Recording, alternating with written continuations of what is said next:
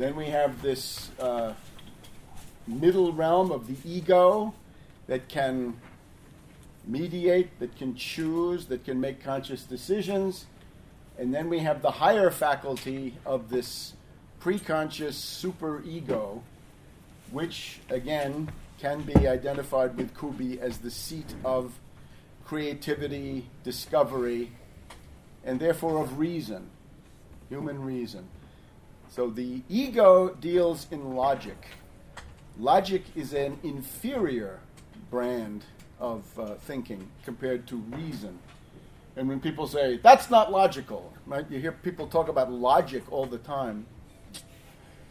It's important, right? If you're going to lay it out in an article, it's got to be logical. The argument has to proceed from A to B to C. That's fine. But how did you get the idea in the first place? How did you get the discovery? You didn't do it by logic. And I'm going to show that, actually. We're going to try to show the limits of formal mathematical systems. But now look, what Kubi represents, you could say, is in some ways a pale 20th century reflection of some of the great sages of world literature, right? Plato and Dante. It's hard to imagine two bigger names, right? Two more prestigious people. Let's see how far we get. In Plato's Republic, what we're aiming at here is this tripartite division, right? The id at the bottom, the ego in the middle, mediating, hopefully, and the preconscious and superego. So it's three levels. And what does Plato write about? Some of you have the power of command, so you have elements of gold, reason, the higher level.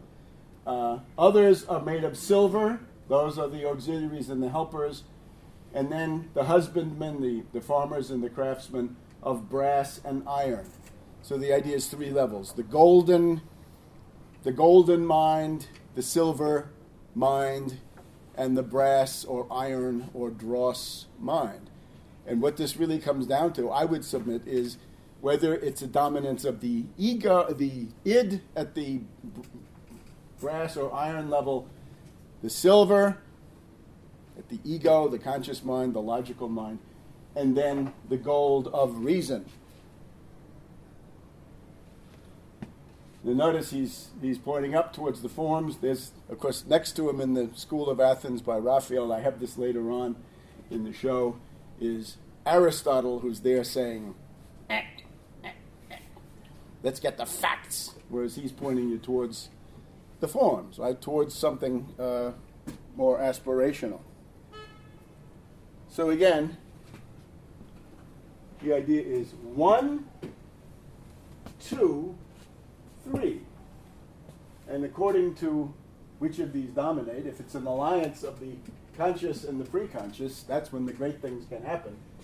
If the unconscious is usurping the role of the preconscious and telling you what to do, then you're in big trouble. And this, as we talked about before, this is a political problem. But sometimes personal animosity, right, personal envy can become a huge factor in the political life of an organization. And it's not just us, right? Look at the Democratic Party, right? Everybody can tell you about the animosities of Biden and Hillary, or that Jeb and Mitt don't like each other, whatever it is, right? Speaking of Mitt.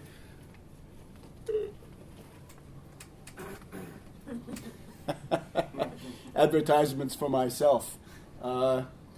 Do take a look at this and look at the end of it. If you still have illusions about Ron Paul, man oh man, you read the part here about Ron Paul's campaign as an auxiliary for Romney. I think I have it. I don't think anybody else really has this systematically. So please consider acquiring this tome of mine.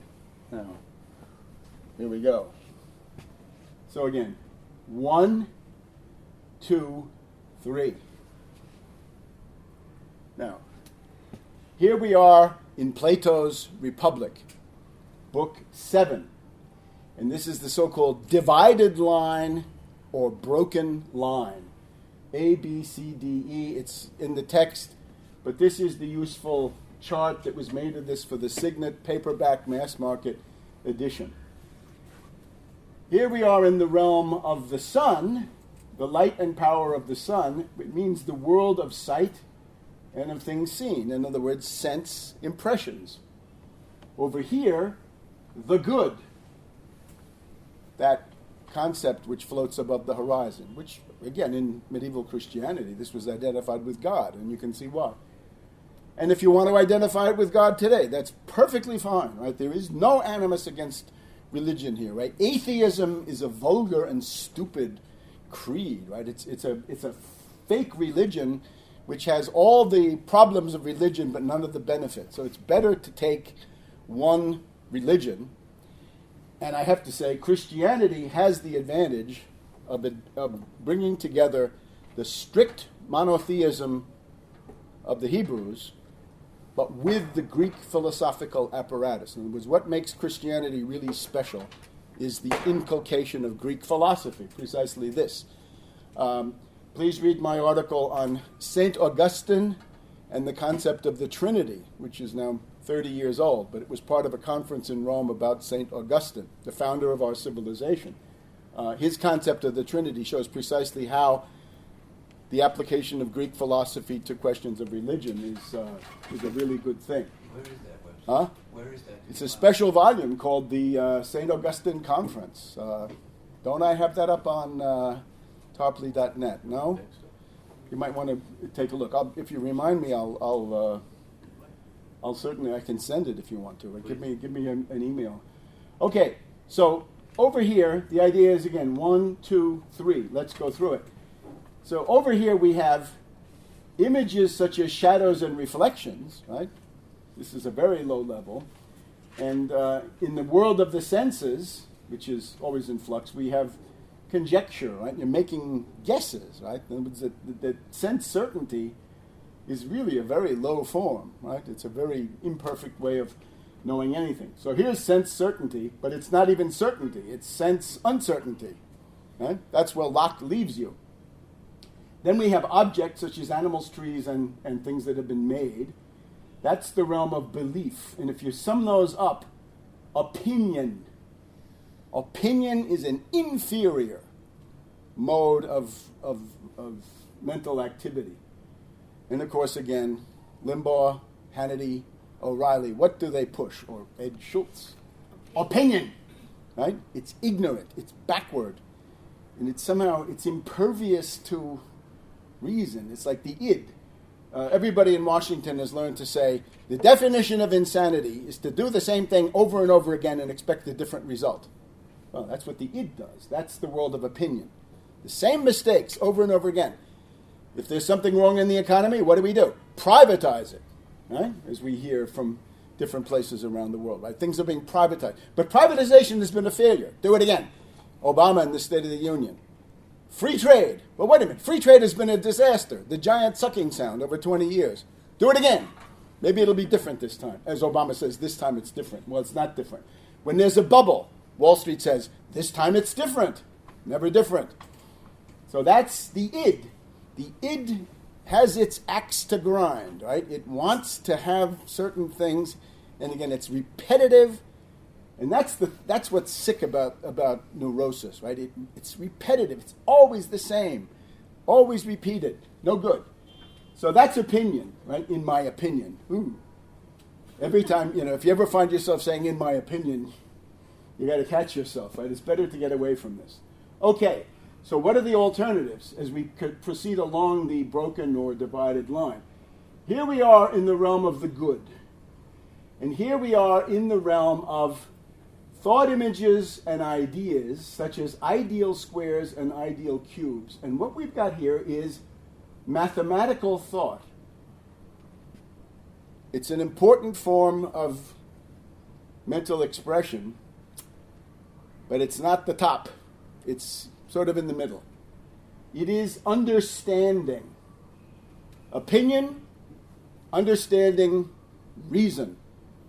Opinion is the lowest. Understanding is in the middle. It's valuable. It's indispensable. We really need it. Right? This we don't need. But the mathematical thought we do need, and understanding we do need. This is logic. That's another way. Well, this is compulsions, logic, reason. So this is actually more developed than Kubi. It's very similar, right? I hope you can see it. And this is at the distance of 2,400 years, 2,300 years. So here we have the mathematical thought. Now, we're going to go on here and show you Gödel's proof, which is the proof of the limitation of mathematical systems, why a purely mathematical economics is impossible. But here, before we go any further, ideas, this is the eidos, I believe, ideas or ideals such as perfect beauty, justice, and goodness. Those are the forms, right? Justice and goodness, if you're lucky, is what floats over the horizon and you try to catch it. Well, it's like the front wheel of the wheelbarrow that you're gonna go after it, but you're never gonna get it. Maybe wheelbarrow is too mundane. And here we have my dialectical method. And what his dialectical method is? It's a dialogue, back and forth, right? That human reason functions as a dialogue. That's why you always do better work when you talk it over with somebody. And therefore, the exercise of reason. So here, mathematical thought is a form of knowledge. It's indispensable. But when it comes to guidance on the really big issues, like what should I do, right? Mathematics won't tell you what to do. But justice, goodness, and beauty will. Okay? Are we all on board? It's Plato's Republic. And if you recall, right, this is the world of opinion, right? The poor sufferers they live in a world of shadows. They have the fire. They have this puppet show marionettes that are brought along here. Shadows are cast on the wall. The sun is diffused. There's no bright light. So you're sitting in this penumbra or umbra, the shadows. That's the world of Locke, Hume, Malthus, Darwin, British empiricism, American pragmatism. The question of truth for a pragmatist does not arise. So we want to have the escape from Plato's cave.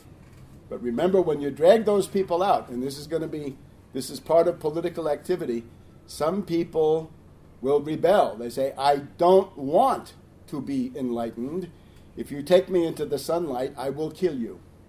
And it's just that simple. That's the trial of Socrates and so forth. You can be a gadfly, but watch out. Now, similarly, this is an attempt to apply the three levels to the cave. And this is, I think, a valiant effort. So here we have the cave position 1, 2, 3, 4. Maybe this is less valid, but the world of imagination or fantasy, rhetorical belief, right? Rhetoric, the gorgeous dialogue, right? Gorgias, is that sophistry is bad. This is the realm of Karl Rove. This is the realm of Lee Atwater. This is the realm of the K Street Power Alley campaign consultants who are now dividing up who they're going to work for. And then we have mathematical understanding. You've escaped from the cave, you're dazzled by the sunlight, and you can't quite see straight. This is all in the text. And then the fourth is you have adjusted to the sunlight, you can perceive visible objects, and you can see that the sun is up there. So this is a modern attempt to sum it up, right? But again, the id, the ego, the superego, and above all, the pre-conscious, okay? Now, fast forward, 1700 years, and now the Roman Empire has come and gone, and here is Dante Alighieri. This is another person that I urge you to get to know. This has been a tremendous part of my life. What can we say about him? He's not only the founder of the modern Italian language, but he is the founder of modern languages in general. Because when he was there were only dialects. So the educated class had some Latin, whatever quality, and the people down at the bottom spoke bestialized local dialects, peasant dialects. And that was it. And he says, we've got to create Italian in the middle. We're going to take the Roman way of speech. We're going to take the Tuscan way of speech. We're going to correct that on certain problems that the Tuscans have, this gargling effect where they can't say a C properly. So we've got to fix that. So you get Tuscan dialect in a Roman mouth, and that's part of what he puts forward. So he's got De vulgari eloquentia, right, concerning writing and speech in the vulgar tongue, meaning not Latin but Italian. He's therefore the founder of all modern languages. That's quite an achievement. He's also the founder of the prototype of the modern state. When the Emperor Henry of Luxembourg came to Italy in 1310, and in years around there, Dante met him in Milan, and they established the Visconti dynasty. They kicked out the ruler, and they brought in the Visconti family to be the dynasty. And they ruled Milan for 140 or 150 years, and that's the prototype of the modern state. You want to know where the modern state comes from? Before Louis XI, before Henry VII of England, before any of them, there was Gian Galeazzo Visconti in Milan, and he is a product of Dante's machinations, I guess we'd have to say. So this is truly great, right? Plato founded philosophy. Here we have the founder of the modern state, the founder of modern languages. Huh? Not bad. Not a bad lifetime's work, right? 1265 to 1327. So he's 700 years ago. He was around. Now, what does he write about? He's also, politically, though, he's defeated. Right? You can go through your life defeated. I often console myself with this, right? You can go through defeated and still attain greatness through your writing and through the things that you set in motion, because he was banished from his country, price on his head, threatened with execution. People hated him. He lived as a refugee. He says, it's so terrible when you have to eat somebody else's bread and go up and down somebody else's stairway and be beholden for everything. Okay, fine. So here he is in Florence, right, with Brunelleschi's baptistry, right, the baptistry, which was there. Maybe this is a little bit out of kilter chronologically. So what does he write about? The Inferno, the Mount of Purgatory, and heaven, right, the paradise. So 1, 2, 3. And here's Florence, right? So he's trying to educate these people. He's a political organizer. So here it is. The Inferno, the entrance is here in the Mediterranean, right, near, well, different places, right, near Italy, near Jerusalem, whatever it is. And you go, this is where the damned hang out. So that's the Inferno. That's the world of the id. The Inferno is a world of actions that you have done. In other words, you've committed crimes against God's order, specific acts, right? Sins you have committed and you haven't been forgiven. And it's a realm of sense certainty. And some of the famous passages of Dante they seem to have this sense certainty quality. Like he says, there was steam coming off his hands like come man bagnate nello inverno. So like if you put your hand in hot water in the wintertime, it could be vapors coming out of your hand. Okay, so it's full of these very concrete sense certainty images. I can't do justice to it now, but you get the idea. And of course, down here at the bottom, where the worst sinners go, here's the devil. Lucifer is sitting there in the ice. Dante does not have flames at the bottom. He has flames at different points along the way, and boiling rivers of boiling blood and things like this. But at the bottom, it's ice, frozen in indifference. And then there's a passageway of human. This is a kind of a canyon that has been dug out by human tears, and that takes you to purgatory. So purgatory is a mountain on the other side of the world. It's at the antipodes.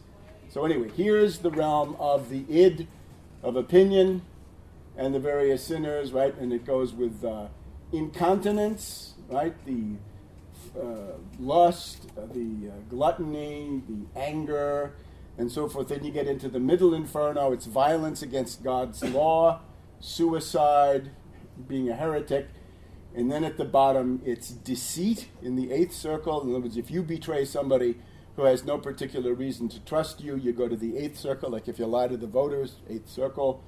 The 9th circle is if you're a traitor to people that have reason to trust you, to your country, to your family, and so forth. There you are at the very bottom. Okay, the id. Now, we can't go through it all. And the content here is the story of these sinners. Purgatory, number 2, this is now the realm of the ego. It can be torn 2 different ways, torn by the id, torn by the superego, duty as against the urges. So here it is. It's a mountain, and it has these terraces, right? And the idea here is you're not being punished anymore. You're being purified. The purg is purge. So you're going to be freed from the tendencies to do these terrible things. This assumes you die, on a certain state of grace. And what you're going to happen here is that you're going to be refined, right? And sometimes, with things that are very painful.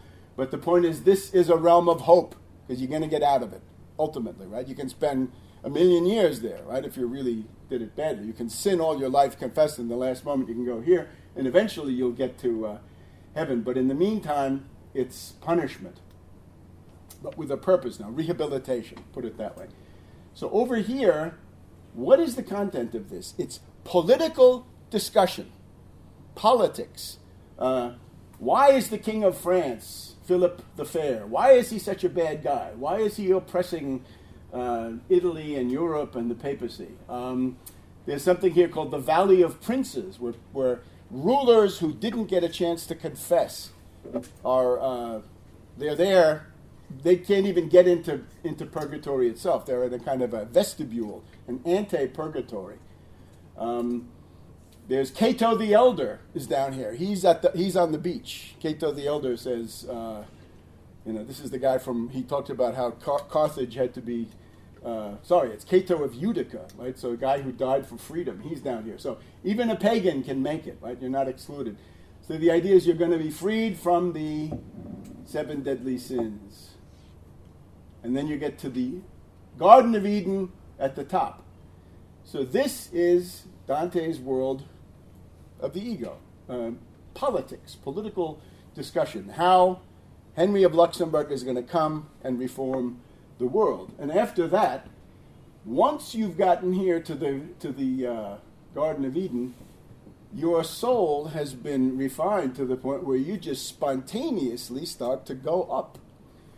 Nobody forces you down here. You find your way. It's like a heavy weight goes down of its own accord. Well, that's what happens here. And over here, once you've been through it all, up you go. And then paradise, right? So here's, this is the old system. The earth is in the middle. And then you have the orbits of, the moon, the sun, and so forth. And finally, the Empyrean, right, where God is thought to be. And what goes on here? Science. It's a discussion of astronomy. Why are there spots on the moon? Theology. That's probably the most important, right? Free will. Do we have free will? Are we controlled by some kind of destiny? Well, there is free will. But there's also the problem of how do you reconcile that? And several times Dante is told, you're asking too many questions. Right? You want to know free will and predestination? There are both. How do they fit together? Shut up. And of course, that's exactly where Luther attacked, right? That's where Luther attacks. He says, how can you have both? You can't have both. So he says there has to be predestination and no free will. An example of why formalistic thinking is bad. So anyway, you get the idea. 1, 2, 3. Hell, purgatory, and heaven, paradise. So I submit that these are on the whole, quite similar. And here's the same thing again, right? Here's hell. You're starting at Jerusalem. Go down. Nobody gets out, by the way. This is a special dispensation for Dante and Virgil to make this trip, because once you're in hell, that's it. You're gone. Then you go up, purgatory. You get to the Garden of Eden, and then you start to rise. The sun, Mercury, Venus, the moon, the sun, and eventually paradise, the Empyrean. And this is up here is this sort of amphitheater where God is thought to be sitting with all the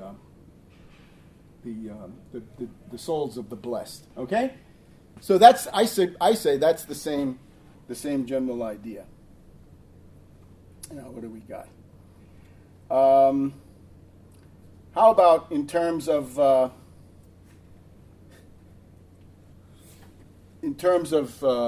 we talk about cultural relativism. I guess, no, wait a minute. We have to get one. Where's the first? Anyway, look. Oh, how good.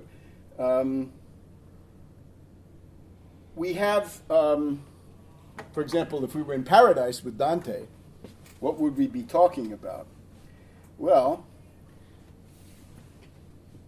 you know the precession of the equinoxes? Does that mean something to people?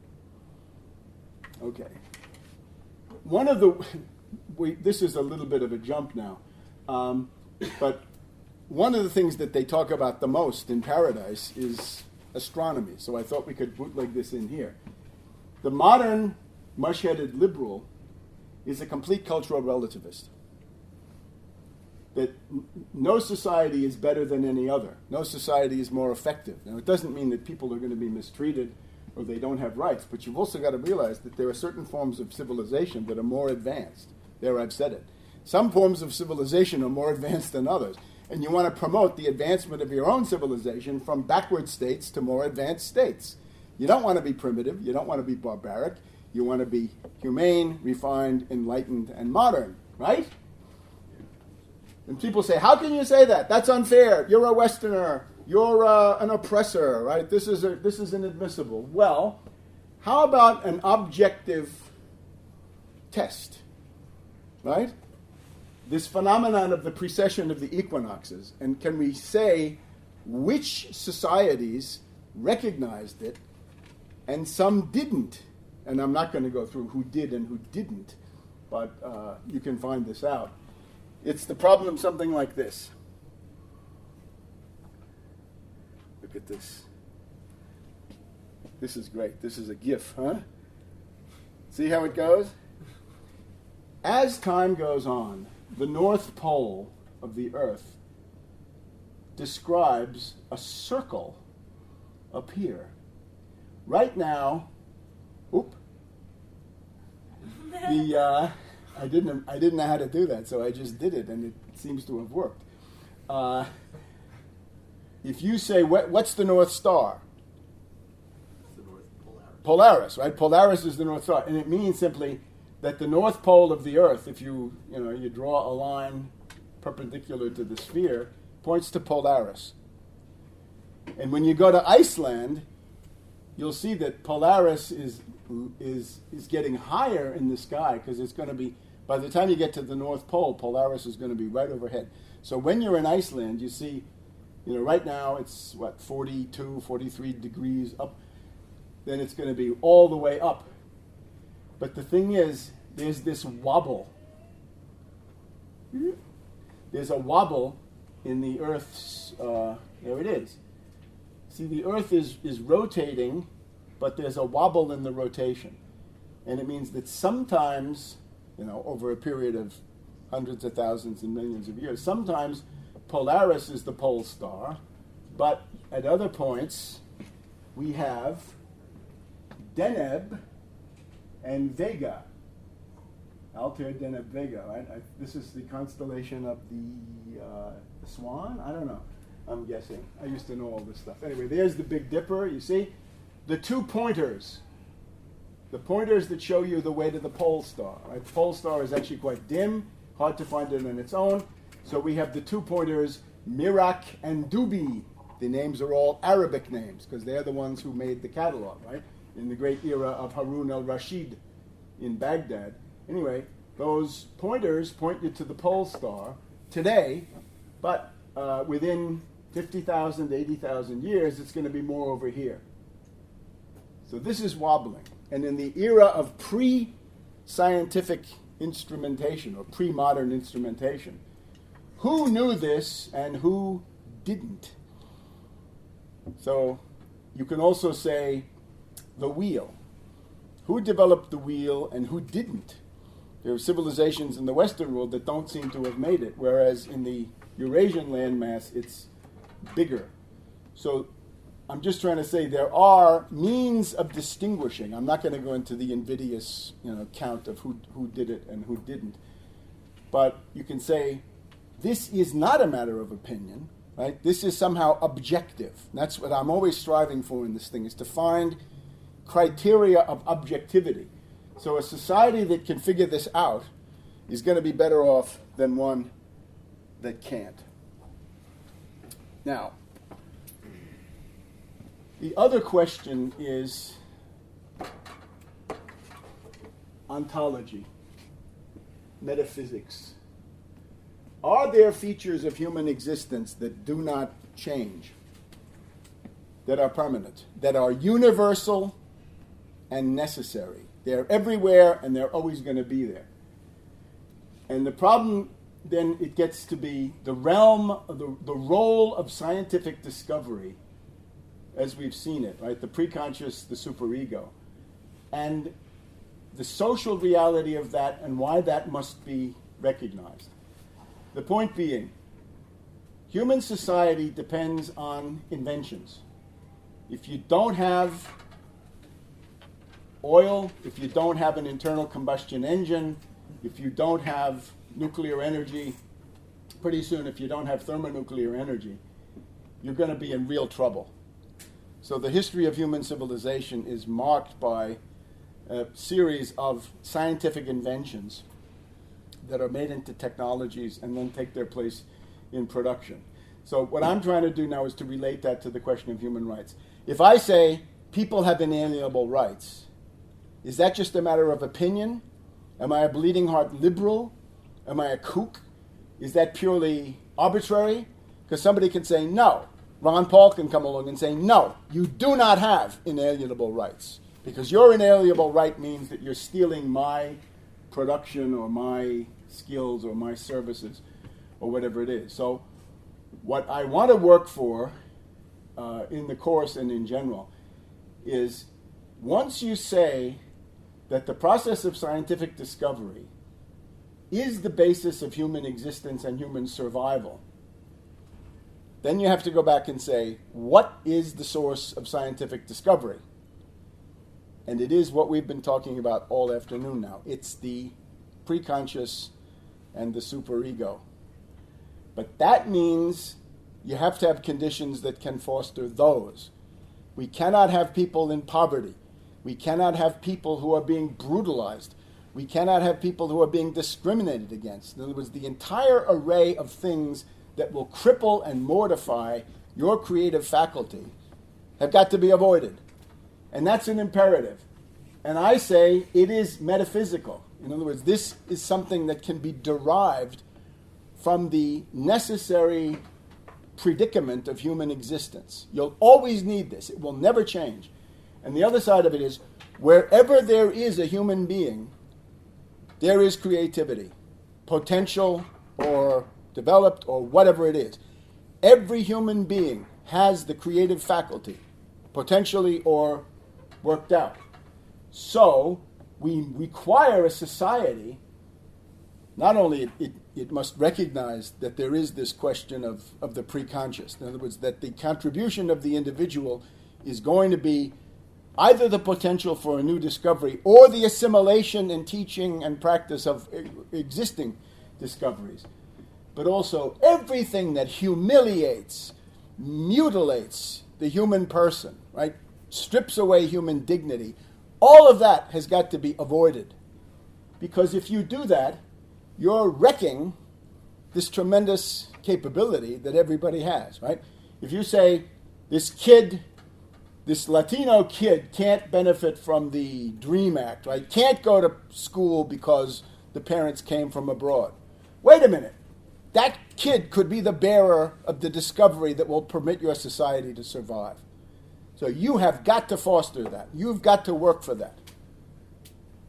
And therefore, I say there is a metaphysical, universal proof of human rights, which is not dependent on anybody's opinion subjectively, but which is objective.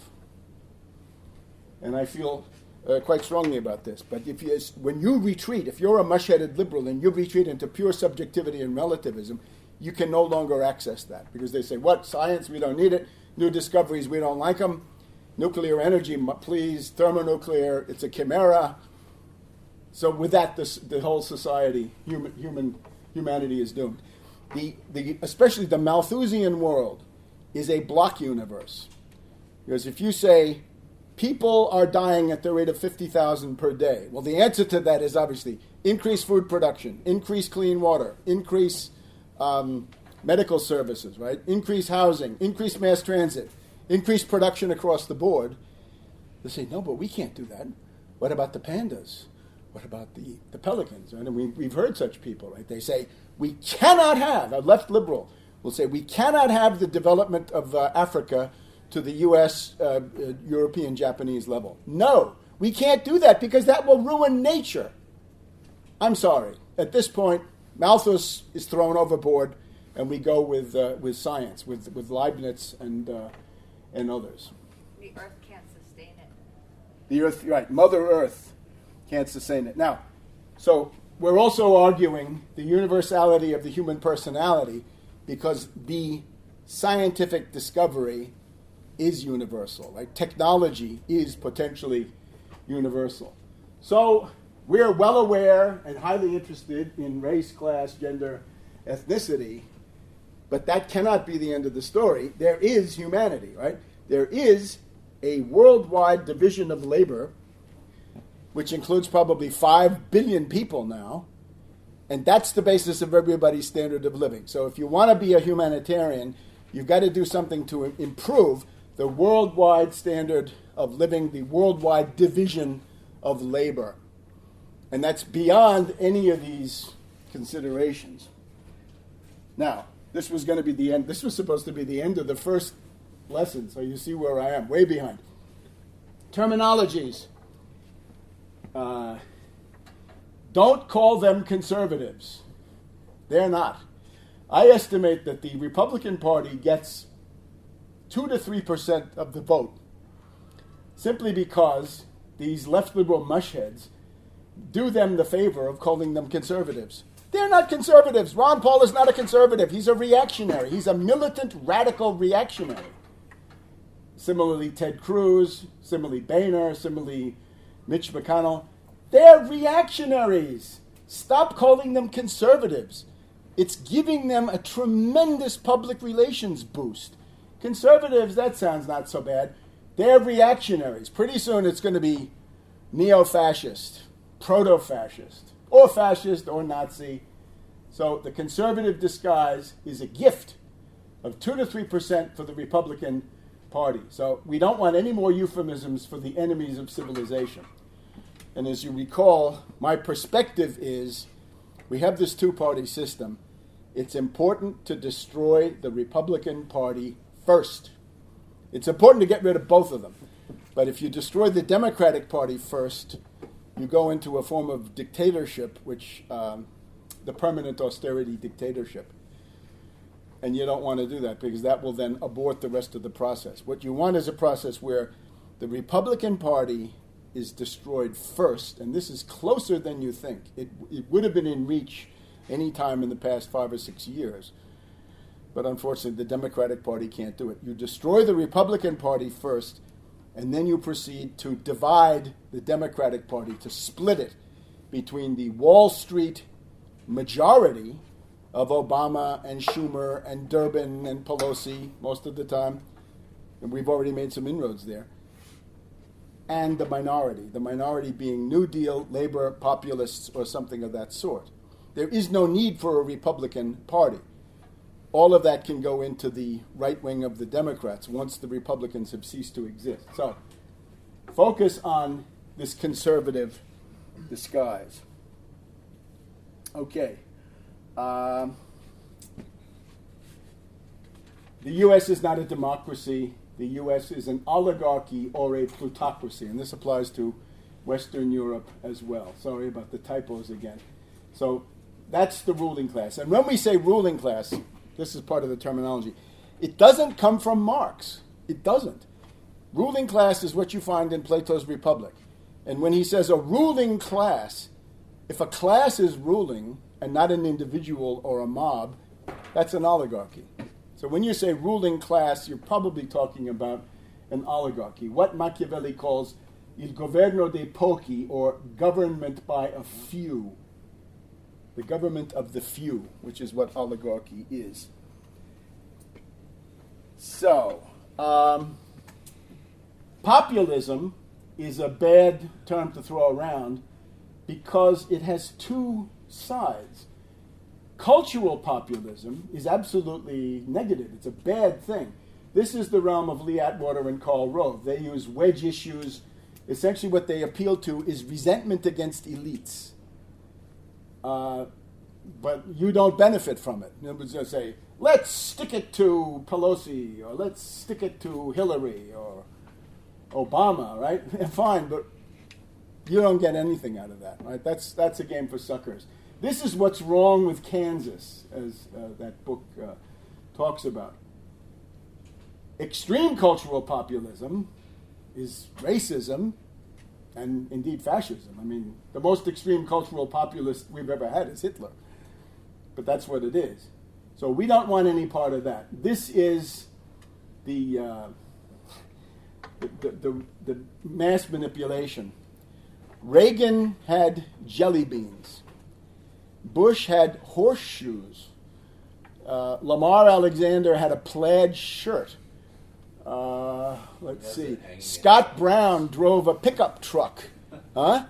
Lamar Alexander, I was there 2 months ago. He has it hanging in his office. The plaid shirt. Yeah. Right? Yeah. Very proud of it. The idea is, I'm folksy like you. I run on Indiana values or whatever it is, right? This is for suckers, right? I'm plain folks like you. What are you going to do for me? Right? Let's get back to politics. We need eudaimonic legitimation. Eudaimonic legitimation is government has to deliver the goods, a rising standard of living, jobs, right? What they call today pork. Bring home the bacon. Yeah, that's eudaimonic legitimation. That's how a healthy democracy works. In Italy, there was the Gava school. He'd say, I'm running for mayor. Before the election, I give you one shoe. If I win the election, you're going to get the other shoe. So go out and vote for me. What's that word? Eudaimonic legitimation. EUDAEMONIC. Eudaimonic legitimation. That government has to deliver the goods for people. If it's going to be a stable government, and it should deliver material and cultural progress, education, full employment, longevity, healthcare. What else? Not acting out the plaid shirt, the pickup truck. I would say Scott Brown drove a pickup truck, and he drove his pickup truck right through the admittedly weak provisions of the Dodd-Frank law. Right? He drove it right through because he was working for State Street Bank. We battled that up close as a group when we fought against Ben Sass in Nebraska. We saw that up close, that dynamic. Talk we it. worked with it. Tell us. He was a wrestler. And Thomas that's why was people there. were voting for him, because I actually asked one man, and he said because he was a wrestler and I was a wrestler. When we were out on the street It's petitioning, he pathetic. said, what about his platform? Thomas and I said over and over again, standing in front of the DMV, what about his platform do you like? And they would tell us, he's a wrestler. Yeah. Or what was something else Because he about wants to repeal Obamacare, and I would say, don't you know that he helped author Obamacare? And people Right. Or he doesn't like Obama and I don't like Obama was one. Yeah, That's things it. like The that. resentment of elites. Right? Stick it to Obama. Right? Send Obama a message. Right? Right. That was George Wallace. Right? Send them a message. Right. And then What's when the you say, message? well, what does that have to do with his, what's he going to do for you? What's They in get- it for me? what's- For yeah. Christ. Right. They get angry. And that's when they got angry and stormed off. That's a scandal. You're corrupt. You believe in corrupt politics. And I'm sorry, the left liberals have this, and then the libertarians will say, what? You're looking for a government handout? Well, yeah, why not? Right? Better me than some Wall Street zombie bank. Okay, so what we're into, though, is economic populism. Right? And Plato qualifies as a populist from that point of view. Absolutely. Of course, the problem with Plato is you're going to find people like Sir Karl Popper. You're going to find I.F. Stone, a really slimy bum in my book. And you're going to say, oh, Plato, he's a totalitarian, he wants dictatorship. There are parts of the Republic that must be read metaphorically, that cannot be read literally in the formal logical way, right? The number one category, right down there with the id. You can't read it in that way. There are some of these things that are metaphorical. When he says, humanity will never be happy until the philosophers become kings and queens, it simply means that people who are in government power have to develop philosophical concerns about humanity. In other words, it's not a direct, formalistic statement. So here we have the origins of our Econothon seminar. This was from the Washington Post a while ago. This was an interesting article about how Wall Street is absorbing and ruining a lot of the smartest people. So this is a woman who wanted an accelerator program for women building new mobile technology. So she organized a hackathon. Programmers get together to build something cool. Now this is juvenilization with a vengeance, but from scratch. So she rented a home in the Hamptons and invited 18 women, skilled coders. They started 10 p.m. on Friday. They worked around the clock until 4 p.m. Sunday, building some kind of an interactive game. So they can do it. We can do it. Right? The idea of the intensive weekend seminar is not so crazy. It's all over. It's all over the place. Now, that brought us to the conclusion of this. So that was supposed to be last night's program. Last night's program. Let's go on though. Are we still in the game here? We're still going? Yeah, we still are. That was the end of that. Now let's just go. I want to talk to you about epistemology from another point of view now, right? Because some of this we've gone through. How do you know things? How do you perceive the world? What is the mechanism of epistemology, right? What do you know? How do you know it? And what does it depend on? So here we are, out here in the world, there's an object. And then there's you. So when we talk about sense certainty, sensationalism, empiricism, Locke, Sarpi, it's very simple. The object sends you a message. The billiard ball comes in, right? I see, I smell, taste, whatever it is. It's coming to me in this way. Now, can anybody see any problems with this epistemological scheme?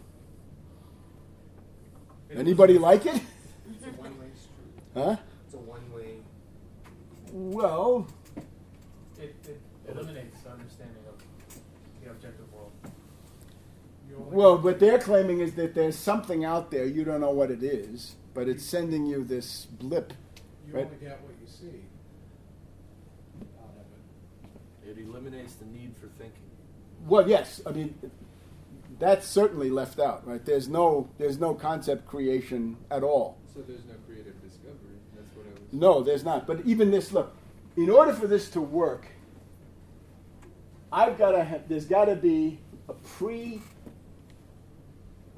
arrangement where this thing is sending me, like suppose this is sending me a barcode.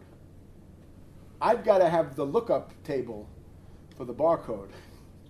In other words, how do I know when it says I am a dark blue chair? I'm a dark blue chair. How can I read that?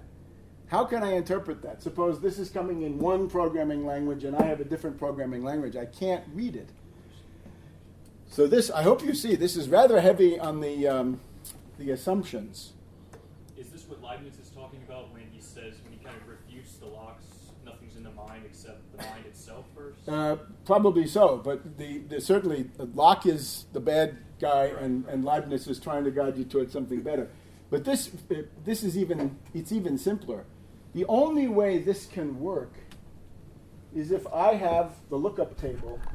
So this says I am object 1, 2, 3, 4, 5, 6, and I can say, aha, object 1, 2, 3, 4, 5, 6. And it doesn't work. And notice the standpoint is an isolated individual, so that, as people say, this process is subjective. In other words, the only kind of knowledge you're going to get out of this is subjective. Now, how about any more on that one? We push on.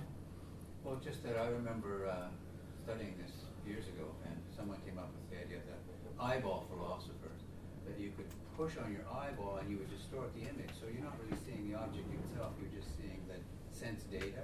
Yeah. And so you're not really knowing that you're connected to the world, you're away, you're remote from it. It's a proof that you're remote. In other words, this is the road of British empiricism. So it starts with Sarpi is in contact with Bacon. Sarpi is the basis of Locke. From Locke we go to Bishop Berkeley, who says this is a movie, right? This is God is sending me a movie. That's all you people are, right? That's it. And Hume. And by the time you get to Hume, he says, you can't know anything, right? Because with this, you really can't. You just, you get these blips. What is it? Now, a step in another direction, a little bit better. This is sort of the Kantian one. Now, Kant, as you know, has this thing called the thing in itself. And with Kant, he's at least intelligent enough to realize with this, you're never going to know what that really is, but you can interact with it. In other words, you can act on it, and it will react on you. So there's a certain two-way street. And what you build up out of this is what he calls the phenomenon. You will learn a phenomenon out of this, right? If I go and size up this object from every point of view, I'll become aware that there's an object out there, but what it really is, I won't ever know. And that's called the thing in itself. Das Ding an sich. So the thing in itself is out there. It's also known as the noumenon. You'll never know what the noumenon really is. All you'll know is the phenomenon. So you don't know the noumenon, you know the phenomenon, and you interact with it. Problems again with this? It certainly means that you'll never know what objective reality is. You won't even come close. You really don't know. All you know is, what you've been able to accumulate so far. So this is a somewhat better view than the first one, but still, I think, unsatisfactory. Now, this, I think, is, on the whole, more satisfactory. Here's you, and here's that object. But this at least takes into account that you don't know the exterior universe raw. You know it through concepts. You know it through the accumulated wisdom of humanity. In other words, we know that the flame is going to be hot, partly through our own experience and partly through other things. In other words, when we come into contact with new objects, we necessarily judge them from the point of view of our cultural heritage, right? This is how we understand the world. So we're confronted with things. We look for analogies in everyday experience or in science that we know so far. It's another way of saying we stand on the shoulders of giants. In other words, we're here thanks to Plato, Leibniz, Leonardo da Vinci, people like this. They have built up a heritage of culture, which the society uses to understand things. And the other dimension of this is that the society is in this relation of production. In other words, instead of just an object, suppose this is the entire material universe. Well, human society by now interacts with vast parts of the material universe in the form of production. So with this, when we're talking about this, we say, well, we interact with society. We can use society to control things we could never control as individuals. We can command electricity. We can command heating, nuclear energy, all these things, lasers. That's thanks to this division of labor, right? Society, culture, and production. Probably should have added production. So we can do that. The society interacts with the object. We can also certainly interact with the object. So what this gets you then is a social method of epistemology. So your standpoint can no longer be the isolated individual, the pure subjectivity. It has to bring in this, which is objective for you. In other words, all those people out there, that 5 billion people in the worldwide division of labor, human society, human history, the whole heritage of science, mathematics that we can call on, we can at least call on the results, and that way we get to know the object. Now notice, we still may not know what this is exactly. We still may not get to the thing in itself, but the thing in itself is no longer a problem. What we can say is, if we're in a society which is developing positively and production is increasing, living standards are increasing, what that is showing is that this society can command the material universe. In other words, this society has sound practices to shape and control the material universe. So the problem of what that is out there in this absolute sense, right? In other words, if we weren't here, what would that be? Right? Would it be there? If the tree falls in the forest and nobody's there, is there a sound? Well, that problem is irrelevant to us because we are here. Society, culture, and production are here. That interacts with the object. We benefit from the material results as well as the concepts. And with that, we can say, if our society is advancing, we do have sufficient knowledge of what's out there. In other words, as a practical matter, we know. No? The society and the culture guide us. So the idea, again, this is, of course, anathema to a libertarian. Is what do you mean? I do it all on my own, right? I did build that. I built it all by myself. That's my business. What are you talking about? And we're not going to expropriate anybody. We're not going to imprison anybody. But this is just the way it goes, right? The socialization of a child, the genetic history of the human mind in the individual, all of this adds up to a picture which is much more complicated than the Lockean Sarpian or the Kantian. And what can we call this? I guess we could call it the Leibnizian or the American system. But we want to be aware of this. Right? Society plays a huge role. We play a huge role. Remember, this you could be providing a scientific discovery or a cultural contribution, certainly, that massively increases the power and success of the overall society and culture to act on the object, which again in this case becomes the entire world division of labor. So again, you're not an isolated individual. You're an individual in society, thank God. If you had to face this all by yourself, what this would mean. So perhaps another way of attempting our polemic against libertarianism and unbridled subjectivity. So with that we arrive at no jobs, no justice. Right? Jobs are the element of justice, right? No jobs, no peace. 30 million new productive jobs for the United States, 10 million entry-level jobs for people who have not been in the labor market, who have been denied education or labor experience and so forth. So total of 40 million. And similarly for Europe, right? Europe, the numbers are, probably a third or 1.5 times as great. So, you've got the idea now, I hope, that this is the Plato, Machiavelli, and Leibniz department. Let me go into some of this stuff now. I'm sorry I have to beat these methodological horses very hard, because this is really what puts you in a position to begin doing it yourself, right? Teach a man to give the guy a fish. He's okay for today. Teach him how to fish. This is sort of teaching how to fish. Okay, and here's the choice, right? Plato, Timaeus, and ethics in the hands of Aristotle. So Plato and Aristotle, the ethics. What is ethics? Whenever I hear ethics, I know he's unethical. How about immoral? There's morality.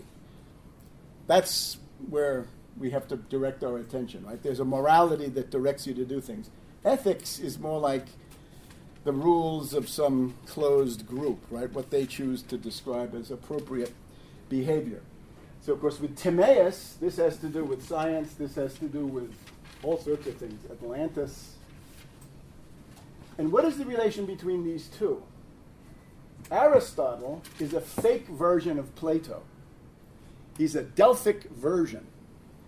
The center of oligarchy in the ancient world was, by many accounts, the oracle of Apollo at Delphi, the oracle of the Delphic Apollo. This was the center of banking and intelligence, because people came from all over the Greek world to get opinions. There were these priests. The priests of the Delphic Apollo temple are the first formally existing intelligence agency that we're aware of here in the West, at least, right? Maybe China earlier, Egypt earlier, whatever it is. Were they women? Huh? Well, there was a pythoness, right? And the way it worked was the pythoness sat on a tripod.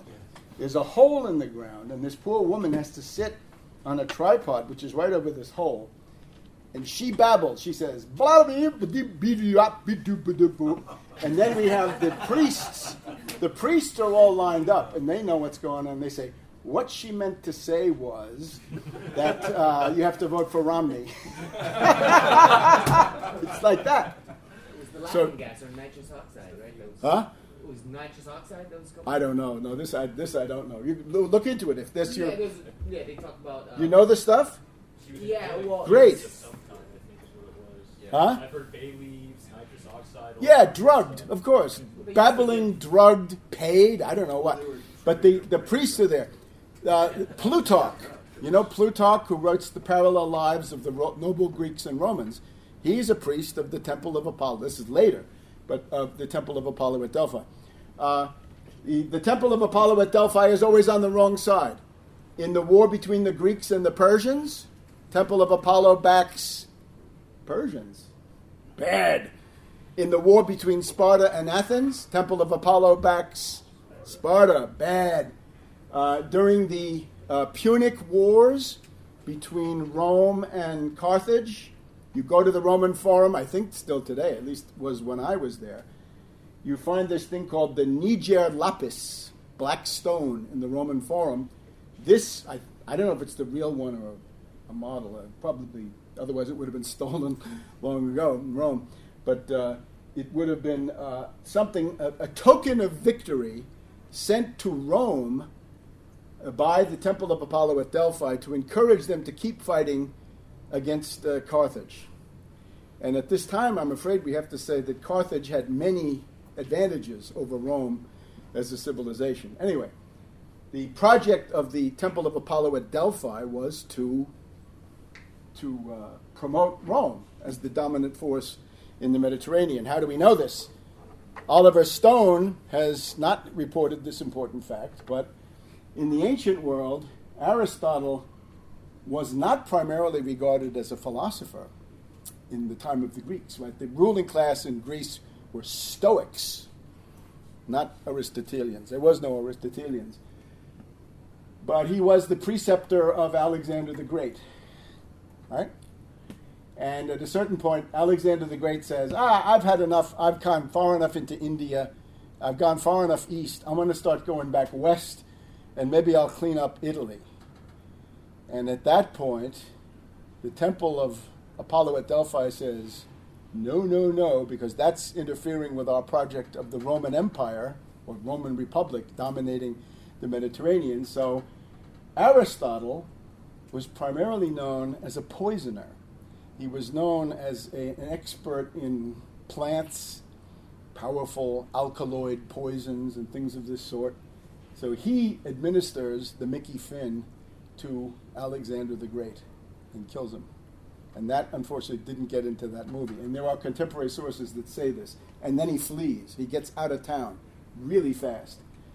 So Aristotle was known as an expert in poisons, and he poisoned and killed Alexander the Great to prevent him from going back towards the Mediterranean, because that might have knocked over this Roman project that the Temple of Apollo at Delphi had going. So you see, the Temple of Apollo at Delphi is powerful stuff. But one of the things they do is to create Delphic versions. Plato, we've seen it. It's a tremendously powerful philosophical approach. It's the foundation of human thinking in the West, at least in general, and maybe beyond. We can even talk about that. And they don't like him. Don't like Plato. So they concoct a version of Plato which sounds sort of the same, but which is deprived of the main elements. Plato, for example, tried to reform governments, right? He went to Dionysios, the tyrant of Sicily, and he tried to guide him, right, to do something better. The funny thing is, if it's a dictatorship or a monarchy, an absolute monarchy, it's easier to reform that than an oligarchy. It's easier, because you only have to convince one person. If you convince the dictator, then that goes far towards reforming the entire system. So he tried to do that with Dionysios, and he ended up getting sold into slavery and galley slave. So this was a guy who took risks. He's a wonderful model for us today. The Temple of Apollo at Delphi says, we'll concoct a disciple who's going to sound similar, but the heart, the essence is all gone. We're going to pervert the entire thing, and that's Aristotle and his ethics. So here we look up towards these forms, right? These eternal concepts, the good. And he says, now, get the facts. Let's get down to earth. Let's not get ahead of the facts. So there they are, right? And this is every oligarchy, I would say, many of them, have shown their preference for Aristotle. I think you can make a case that the Confederate States of America had recourse to him. So with him, this is not about thinking anymore. This is formalistic lists, right? Botany. How about Aristotle's Poetics? How to write a tragedy. What do you got to do? Like a recipe, right? Unity of time, unity of action, unity of place, unities. Right? It's the dead hand of formalism. You take a system and you formalize it, and it's dead. So that's the specialty of Aristotle. And unfortunately, in the law, the shadow of Aristotle looms tremendously. It's hard to have Platonic jurisprudence, but maybe we can, right? Maybe if we keep fighting, we eventually can. Now, Machiavelli, the Florentine secretary, this is now, about 1500. He's a founding father of the U.S. Constitution because of his influence on John Adams. It's interesting to note that British propaganda has always demonized Machiavelli, starting with Christopher Marlowe in The Jew of Malta, where Machiavelli delivers the prologue, and he's supposed to be practically the devil. They call him Old Nick, Niccolo Machiavelli. Old Nick is also the devil. So this, for the British, is the devil. His study is of the Roman Republic, Titus Livius, and he says that the thing that made the Roman Republic strong was they had a check and balance built in. There are so many city-state oligarchies in the ancient world, they don't go anywhere. They have no special thing because they're just oligarchies. But the Romans did have one thing. It's called the tribunes of the people. And the tribunes of the people are essentially the plebs, the lower class, at a certain point the plebs say, hey, look, you run this place for yourself, you aristocrats, we're leaving. We're leaving. This is called the plebeian secession. Right? The plebeians say, we're just going to go. So they say, wait a minute, don't go, because then that would have been the end of them. We'll give you the tribune of the people. In other words, you can elect, only plebeians can elect somebody who can be a counterweight to the oligarchical tendencies of the two consuls, right? The two consuls of the Roman Republic. And sometimes that got heavy, right? Sometimes the tribune of the people could come in and get people thrown out of office or even executed. So Machiavelli is the beginning of checks and balances, that one part of a government can check, oust, frustrate, stop another part of the government. And the idea being, as he says, the whole point of political science is to take the conflicts in a society and channel them into the government. And he does write in the discourses, he says, which if you want to have a successful government, you've got to have an aristocrat, or you've got to have a monarchical element or a dictatorial element. You've got to have an oligarchical element, and you've got to have a democratic or sort of mob-oriented element. You want to channel all that into the government. Why? To avoid civil war. Because civil war is the worst possible outcome under any political system at any time. Avoid civil war at all costs. Obviously, you have to keep your country, but you should really try to avoid it. So, the person of the founding fathers of the U.S., and he is one, this is John Adams. You haven't been told. You can read biographies.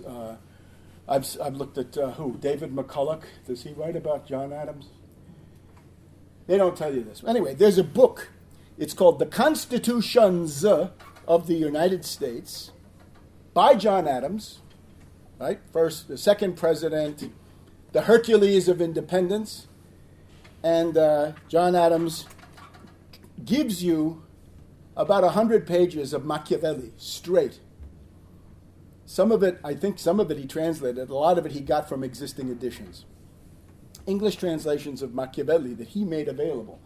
So Machiavelli is the number one influence on John Adams. Why is this important? They'll say, oh, John Adams was not even at the Constitutional Convention. It's all Madison. No. The basis of the U.S. Constitution is the Constitution of the Commonwealth of Massachusetts. Massachusetts. And that's got the three-way division. It's also got an imperative of investing in education, lots of good things. This was essentially written by John Adams. And when the Constitutional Convention came together in Philadelphia, there was no doubt that the basis of the new U.S. federal Constitution was going to be the three-part check and balance Constitution of Massachusetts. And where did he get that? Again, John Adams got a lot of it from Machiavelli's discourses. So Machiavelli, demonized by British propaganda, triumphs in the form of the U.S. Constitution. And did you ever get a copy of my essay? Savonarola or me? Yeah. Oh, did our counselor here, Jeffrey? No, other counselor. Oh, Rodney okay. got it. Well, But I'll send it on to you, right? Because there's a constitution written by Machiavelli for the Republic of Florence, and the British commentators say, "Oh, it's like looking into a clock. There are all these checks and balances." Well, that's exactly the idea. Machiavelli is the model of the U.S. Constitution. I'm sorry, but there it is. Not Madison. Much more important. And he's never quoted, right? He's neglected. Oh, he's an Italian. What would he know? Well, and by the way, this is golden wisdom. This goes back quite a ways. He is based. Where did Machiavelli get these ideas? Well, he tells you Titus Livius, History of the Roman Republic. But there's another guy, Polybius. Polybius is a Greek language Roman historian who writes about these things about mixed form of government, what's the proper form of government. And all of this can then be found in the Constitutions of the United States by John Adams, where he goes through basically a catalog of every republic there's ever been, and he tells you what the pluses and minuses were, but he's got a good 100 pages or so of Machiavelli. Machiavelli is an opponent of the Venetian oligarchy. He wants to wipe them out. He is an opponent of the fanatic Savonarola. Savonarola comes on the scene and he says, the Renaissance is sinful, burn it. The bonfire of the vanities was real. Half of the Italian Renaissance was put into a bonfire and burned by the fanatic Savonarola. And one of the reasons he fell from power is that people were saying, wait a minute, there are ambassadors here who are willing to buy this stuff. Why don't you sell it to them and get the money and give us something to eat? And Savonarola says, no, we burn it, the bonfire of the vanities. Well, that's the end of him. He was then burned himself. He is the theorist of the modern state. Dante, in some ways, the founder. Gian Galeazzo Visconti, the founder. This is the theorist of the modern state. He is therefore the founder of modern political science, and he was a supporter of Italian unification in 1500. The Prince, a lesser work, is a very specific work which says, hey, we've got the Medici in Florence, we've got a Medici Pope, Pope Leo. Why don't we get those together? Then we bring in Milan, we bring in Naples, overthrow Venice, and have Italian unification in the 1500s. And if we don't do it, we're going to be crushed. We're going to become the battlefield between France and Spain, and that's what happened, unfortunately. It's not his fault. He tried. He's also a failed politician, just like Dante. He's a failure in the sense that he doesn't get what he really wants. Right? He doesn't take power. He can't do everything he wants. But still, he's still a tremendous influence, and he's hated by British and U.S. academia. Okay? He doesn't deserve it. Okay. Now, the other one. Leibniz. This is now about 1700, right? Gottfried Leibniz from Germany. Newton did not invent the calculus. It's true. Newton never invented any calculus. Newton is a complete fraud. Newton was an alchemist. The alchemist Newton spent all of his time trying to turn lead into gold because he wanted money. So Newton did not invent the calculus. Who are you? I'm Gottfried Leibniz of Germany. The calculus that has been used, that's used today, the calculus that has always been used is the calculus of Leibniz. The other one is called the fluxions. Newton never had a calculus. He had this thing called fluxions, which is a development of infinite series. He never had it. And I have to, again, let's see if I put in tooting my own horn here, but at the World Leibniz Conference in Berlin on September 11th, 2001, this was in the morning before the planes hit the skyscrapers, I delivered a paper on how the fight between Newton and Leibniz had been provoked and exacerbated by a Venetian patrician by the name of Antonio Conti, C-O-N-T-I. Antonio Spinella Conti got in the middle and did everything he could to build up Newton, despite the fact that he's a charlatan and a fraud, and to destroy the credit of Leibniz. And this was not just science, important though that is. Leibniz was in line to become Prime Minister of Britain. He could have become Prime Minister of Britain. It depended on when Queen Anne died. If Queen Anne had died a little bit sooner, Princess Sophie of Hanover would have become the Queen of England, and Leibniz would have come with her as Prime Minister. And what he would have done was to say to those Whigs, right, that cabal group, more or less, right, the cabal, he would have said to them, look, I know you're the Whig party, I know you're the Venetian party, but I have to be Prime Minister for everybody. There are Tories here, there are all kinds of political forces. We have to be inclusive and represent all of them. And that these people did not want. The Venetian party said, no, we're the Whig party, we get to rule. So this was a very big deal. And unfortunately, some people died at the wrong time, and he never made it. But the computer, in any modern sense, is a creation of Leibniz. And this beautiful thing is it's in a museum in Hanover, or Wolfenbüttel, northern Germany. That's your modern computer. I tried to convince some of the leading Leibniz scholars to set up an event to try to get the millionaires of Silicon Valley to come on over, and in a dramatic, well-lit atmosphere with champagne and everything, to say, look, here's the beginning of what you guys represent, right? You want to have cybernetics, you want to have computers. This is it. This is Leibniz's calculating machine, but it's really more. It's actually a computer. So that's Leibniz. And he, some of us will be comforted to know that he would often fall asleep at his desk at night. In other words, the guy was a workaholic. He worked himself, and he did everything. He did languages, philology, science. He's really the promoter of the modern steam engine. James Watt did not invent the steam engine, right? The Royal Society was a society to steal discoveries from other people and attribute them to some British crackpot, as in the sense of Newton, right? So they came and say, oh, you didn't, we've all been using the Leibniz calculus for 20 years, but he didn't do it, it was Newton. What is that? That's the British Royal Society.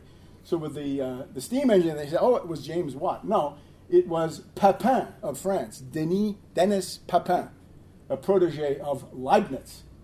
One of Leibniz's favorite expressions is, here's more German. We should have our German lesson. When you talk about philosophy and history, it gets to be unavoidable. He says, what we need in the world is, and this is still true today, billiges Feuer. Cheap fire. Cheap fire. And what this means is low-cost, abundant energy.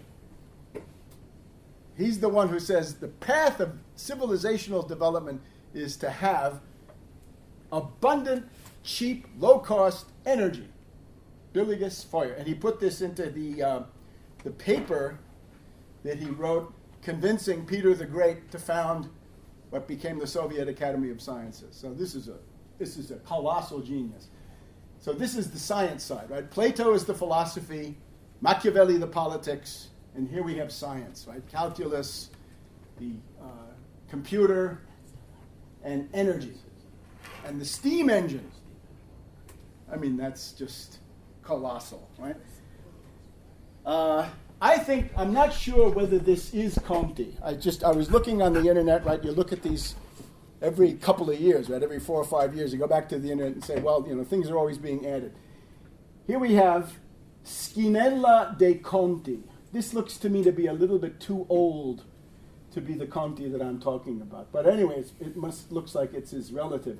So here we are in the City Museum of Padova, which is practically Venice, right? That's Venetian territory. That's right by Venice, Padua.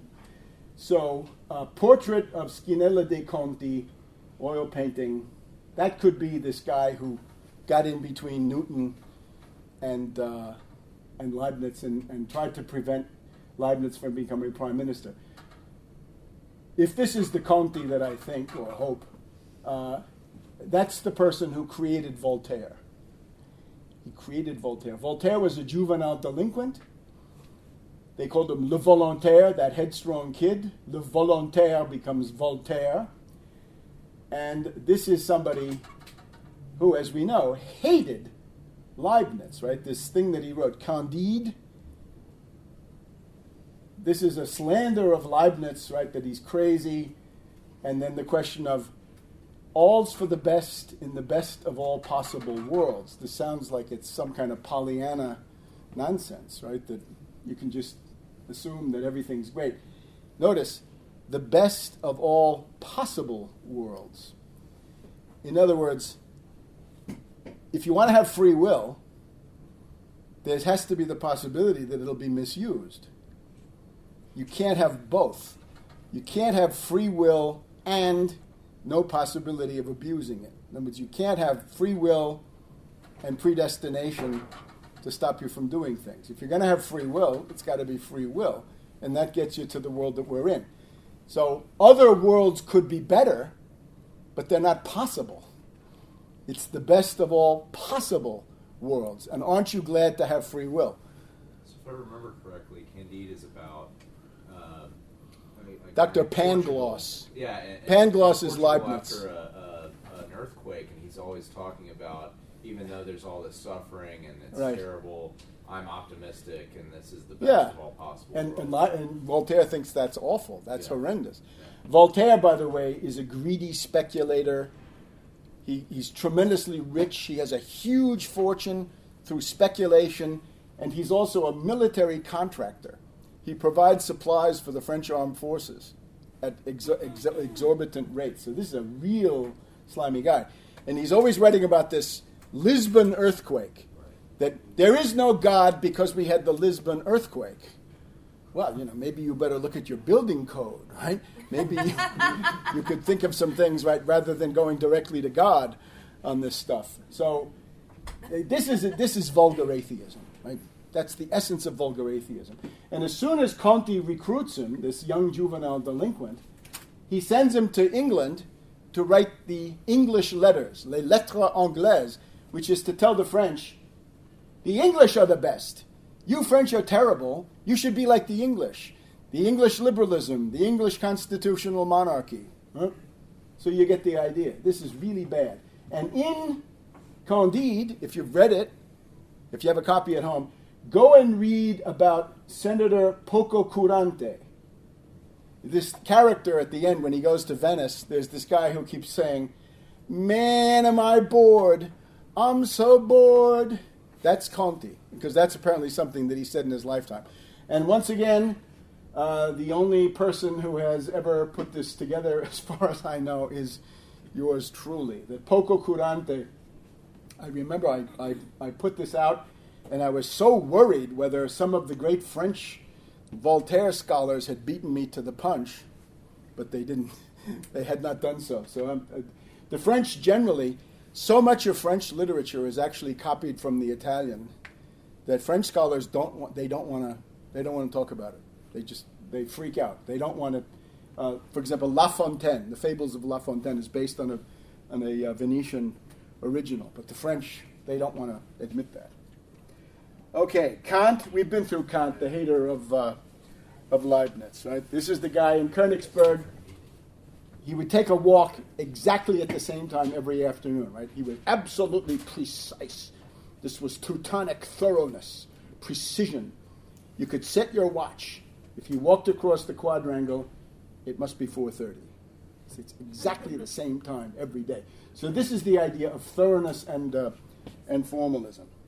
So, once again, Plato, not Aristotle.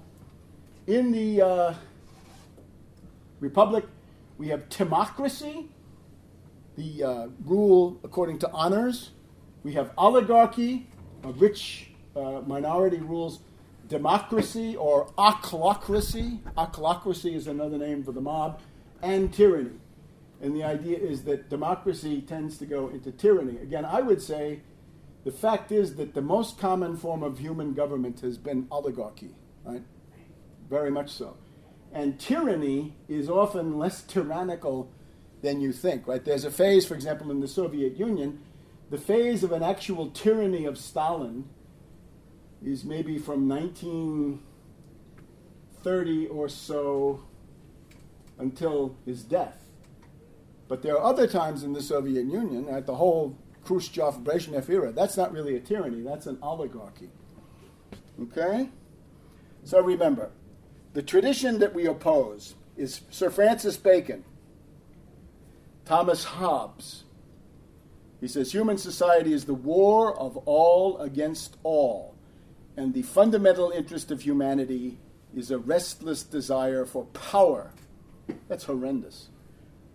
The war of all against all. Leibniz would say, You're telling me that every human being is at war with every other human being? How do you explain the family? How do you explain people who willingly die for the sake of their children, who sacrifice themselves for the sake of their children? How does that add up with your war of all against all? And the answer is, of course, it doesn't. Locke we've seen. Bishop Berkeley. Here's Hume. David Hume, experienced man of the world. The conclusion of British empiricism is that nothing can be known. Malthus, we've had it. Now, Malthus after Malthus. Jevons, ever hear of this guy? Here's a British economist, 1865. The British very disappointed in the outcome of the American Civil War. I think they felt that they were in big trouble, and indeed they might have been. He is a disciple of Malthus. Now, in recent years, we've had the peak oil agitation. Remember that the world was running out of oil? I wonder what they would say today. One of the principal proponents of this peak oil theory was a guy called Michael Rupert, who committed suicide last year. I wonder what he would say if we come now to $45 oil, what he would have thought of that. That means that his entire peak oil thesis is a fraud. And it's not only a fraud, but it's a repetition of the same thing. Remember, neurosis is the obsessive repetition of the same behaviors. Well, in 1865, Jevons put out the word that Britain was in danger because of peak coal, that the coal mines of England were going to be exhausted. Well, they never have been. The coal mining of England was shut down by Thatcher in the 1980s. There's plenty of coal still there, right? The thing about England, it's an island of coal in a sea of fish. And thanks to Thatcher, neither one is an industry. There's no more coal mining, and there's no more fisheries in Britain. So you tell me. What they have is derivatives in the city of London. Okay, so this is the Malthusian impulse. Now let's see if we can go on. Malthusianism, the limits of growth and the limits of natural resources, or the idea that industrial pollution and overpopulation are the main problems of the world. This is not a scientific theory. This is what it appears to be an eternal feature of oligarchical thinking. Oligarchy leads to Malthusianism. It's not science. Now, what's the one of the earliest Malthusian statements that I know is Hesiod. This is an archaic Greek poet. Goes way back, right? Goes back to the time of Homer, right? This is really old. Sometime between 750, 650 BC. He's a contemporary of Homer, right? So this is way before the Athens that we've been talking about. And the question that arises is, why have the Trojan War? Why kill all those people, right? 10 years of warfare, all sorts of people get killed. And the answer to that, coming from Hesiod, and only fragments survive, is that Zeus believed that there were too many people populating the earth. It's often expressed, there are too many humans oppressing the breast of Mother Earth, to put it and that's, the modern terms have not changed. Too many people? 1000 BC? And there are too many people? It's insane. So what Burdus says is, let's work with Momus, let's work with Themis, and when they have this wedding, we're going to roll it in for the fairest, and then there's going to be the Trojan War, and we can kill off these people.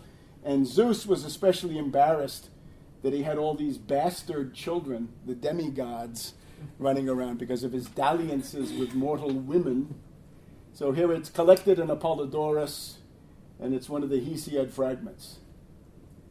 So here we are, 1000 BC, the world is overpopulated. So what I'm trying to argue is it's not empirical. Again, it's bad to be an empiricist, but it's okay to be empirical. We have to be, right? We got to look at what we can observe, but we're not empiricists. But the idea that there were the world was overpopulated in 1000 BC, oligarchical thinking has not changed. Now, they also hate technology. Here's a good example. If you get a book of the Greek historians, there is a writer known appropriately as the Old Oligarch. Nobody knows his name. For a long time, people thought he was the historian Xenophon. He's also pretty far back, 375 BC.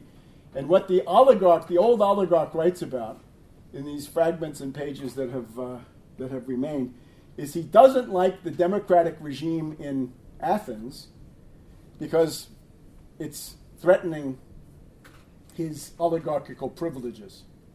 And what he says is the problem with democracy is it comes out of the navy, the Athenian navy. And the Athenian navy was, for its time, a high technology operation. It was a very advanced navy. And what he says is this Athenian navy is no good. It provides upward mobility for this hoi polloi, right? The masses, right? The plebs, these people that we don't like. And this is bad for us oligarchs. It's like saying the prejudice of the U.S. oligarchy against science, or the prejudice of the British oligarchy against science, is that it's an avenue of upward mobility. And they have closed that door quite largely, right? The statistics we have that the upward social mobility in the United States, meaning your chance of going from the lowest quintile to the first or second quintile, to get into the top 40%, the United States is now inferior to every country in Europe except the British. The British have their sad supremacy in this one, because that's the most encrusted and hierarchical society. But compared to France, compared to Italy, compared to Germany, the U.S. is inferior. So here's another oligarchical prejudice, right? They're saying, we better shut down the moon program because too many people are climbing the social ladder, and we don't like that. We don't want science. This is the problem of oligarchy in general. They don't want science to be the ruling principle of society. Because if science is the ruling principle, then somebody might come along and say, how come you're so rich? How come you have all these privileges? Why is that? Why do you have this exorbitant influence on government? Why should Koch and Soros decide the government? Are you smarter? Are you morally better? Do you know more? What is it? What's the special talent that you have that entitles you to have power?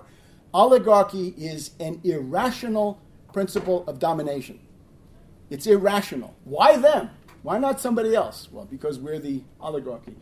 And the more people are interested in science, the less the oligarchs can hold on to their privileges. Now, there's the question of the long walls. Let's just talk about this, right? Here's an example of technology.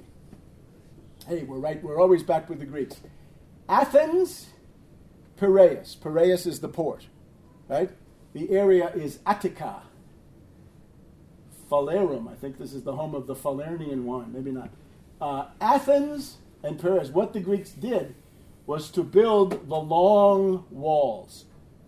So to fortify with city walls this entire stretch, and you can see what it is, right? How many miles? This is almost 10 miles, isn't it? What do we got here? 1, 2, 3. Yeah, this is quite a ways. So it's a tremendous engineering feat. And what was the purpose of these walls? The Venetians, the Athenians, had naval supremacy. They had an unbeatable fleet based here in Piraeus, right? They're a maritime power. But there's a land power out there that they could not defeat on land, Sparta. So in other words, these long walls are the insurance policy that Sparta will not be able to conquer you. Okay. And what does the old oligarch say about this? He doesn't like it. He wants Sparta to come and conquer Athens. Now what it means is, in the War of 1812, we had New England oligarchs who wanted the British to win the war. Let's say in France, in 1940, much of the ruling class wanted the Nazis to win the war because they preferred the Nazis to their own communists, right? And so on. The history of oligarchy is that oligarchy prefers itself to the nation. Oligarchy and the nation don't go together very well. And what we see, you can read modern American history, the struggle of the oligarchy against Roosevelt and the institutional reforms that they've put in and the ideological innovations that they've brought on shows that the oligarchy, especially in the absence of a very serious foreign threat, the oligarchy pursues oligarchy and not national interest. There's a fundamental contradiction. So we have to say, no, we assert, in that sense, we're statists, I hope. I certainly am. A statist would say the demands of the oligarchy must yield to the needs of the state, of the nation state. So that was the defense against Sparta. Okay, the perception we've done. Now, let's look at one of the consequences of British empiricism, and it has an immediate application to economics, is this question of entropy. If we look at the universe designed by Newton, right, Newton's laws of universal gravitation and so forth, this is a universe which is destined to run down like a wind-up clock. Where's the power in this universe, right? Where does the active principle come from? And of course, we've got this second law of thermodynamics. We find it over here with our coffee supply. Right? According to the second law of thermodynamics, if this is hot and we leave it here in the room and come back in 12 hours, it's not hot anymore. So there's a dissipation of energy, according to the second law of thermodynamics, that the heat distribution from being highly organized goes to being random. Just dissipates throughout the entire room. And the question is that the organizing principle of the universe? And they'd say, well, it has to be. Look, you see it. I can prove it right here in this room.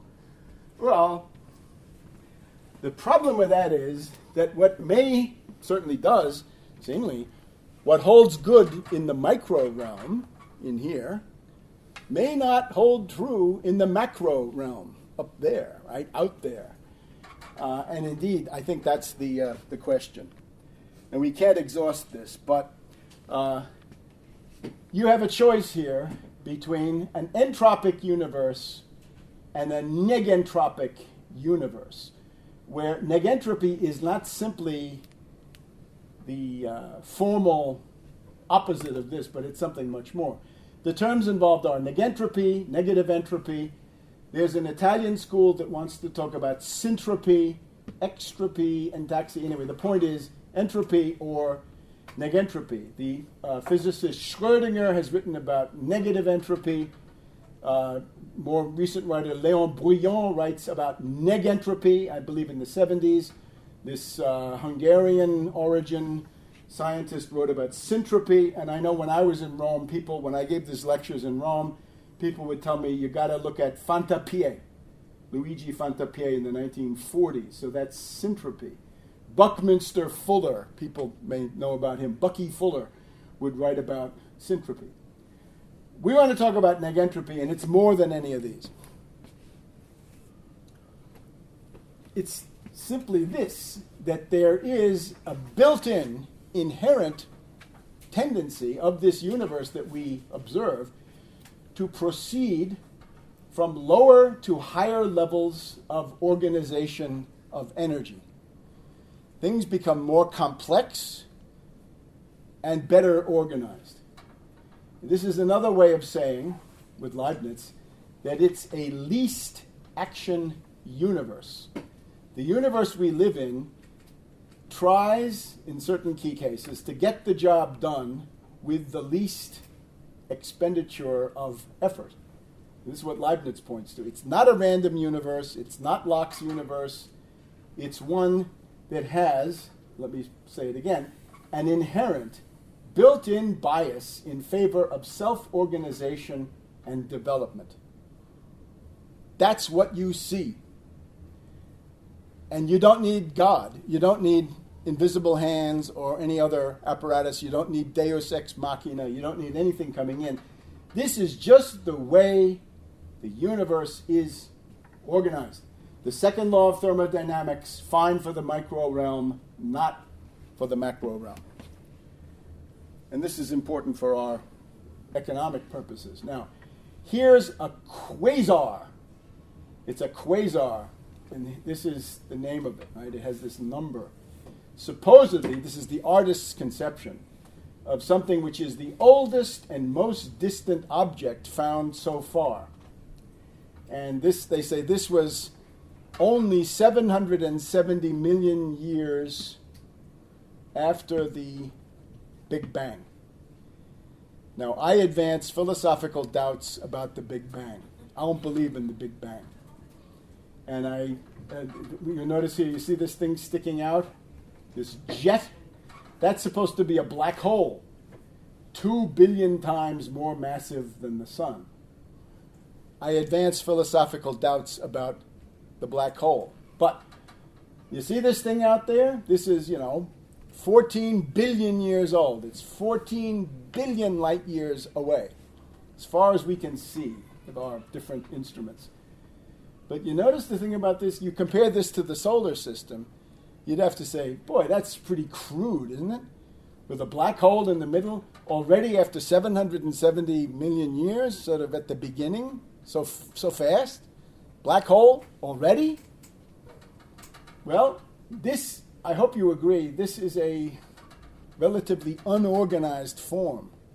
It's not highly developed. It's not articulated.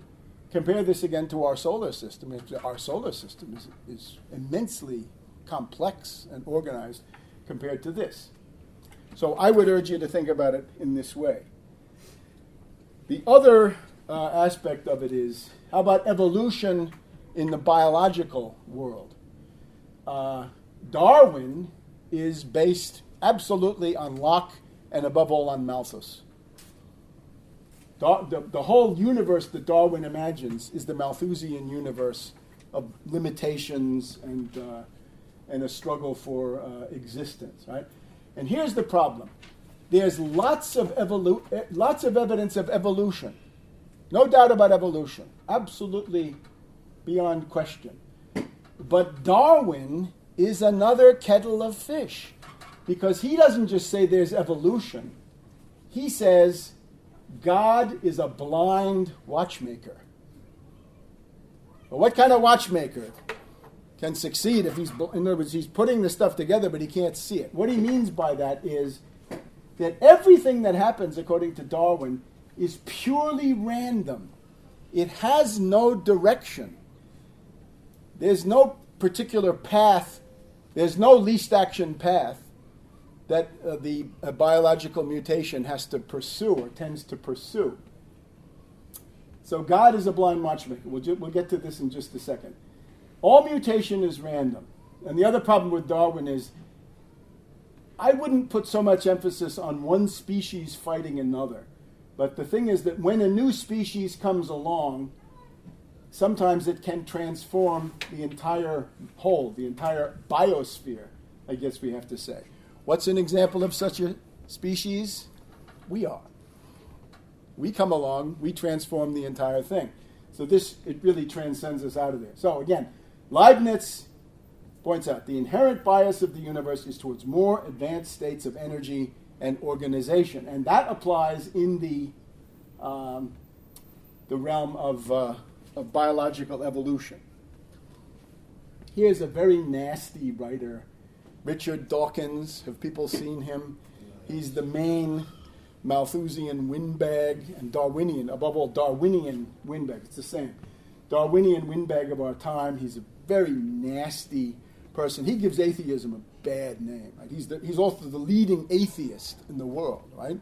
You know the guy. So he's telling you God is a blind watchmaker. Well, you think of something like your eye. how is some animal going to evolve towards an eye on the basis of purely random, by chance mutation? And how long would that take? How many years of biological life do we have here, right? 1 billion? Right? Maybe some people know the biology better than I do, but it's not enough time. The time of life on Earth is not enough time for a purely random process to create human beings with eyes and ears and all of this very complex, very advanced equipment. Right? It's just not enough. God is not a blind watchmaker. Now, I'm not insisting on God. I'm just saying there is an inherent bias in biological development towards greater development and complexity. It's the same thing we argued about the so-called material universe. The world of life sciences implies that God is not a blind watchmaker, that this direction has been imparted. So again, I'm not arguing intelligent design. This does not say that God had a plan and God imposed all this in advance. You could just leave God largely out of it. This is inherent. It's autochthonous, right? It's inherent in living substance itself, that it advances in a least action Leibnizian universe. So once you admit that Leibniz was right about the least action universe, then we can throw Malthus overboard, Darwin overboard, and Newton, and the running down of the universe. We can throw them all overboard. Any questions, comments, criticisms? Yeah.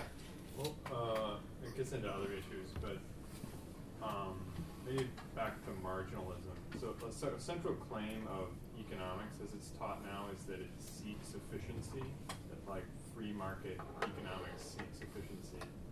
And no, The Southern European gesture for being really angry. so that it somehow allots what's out there according to the proper number of suppliers in relation to. So what aspects of that, how do you philosophically deconstruct that? Because it does seem to have some legitimacy. Say with coffee, there's 30 people in here, only so much coffee. It is determined, and that does seem to be one aspect of a certain level of lived life in a material world.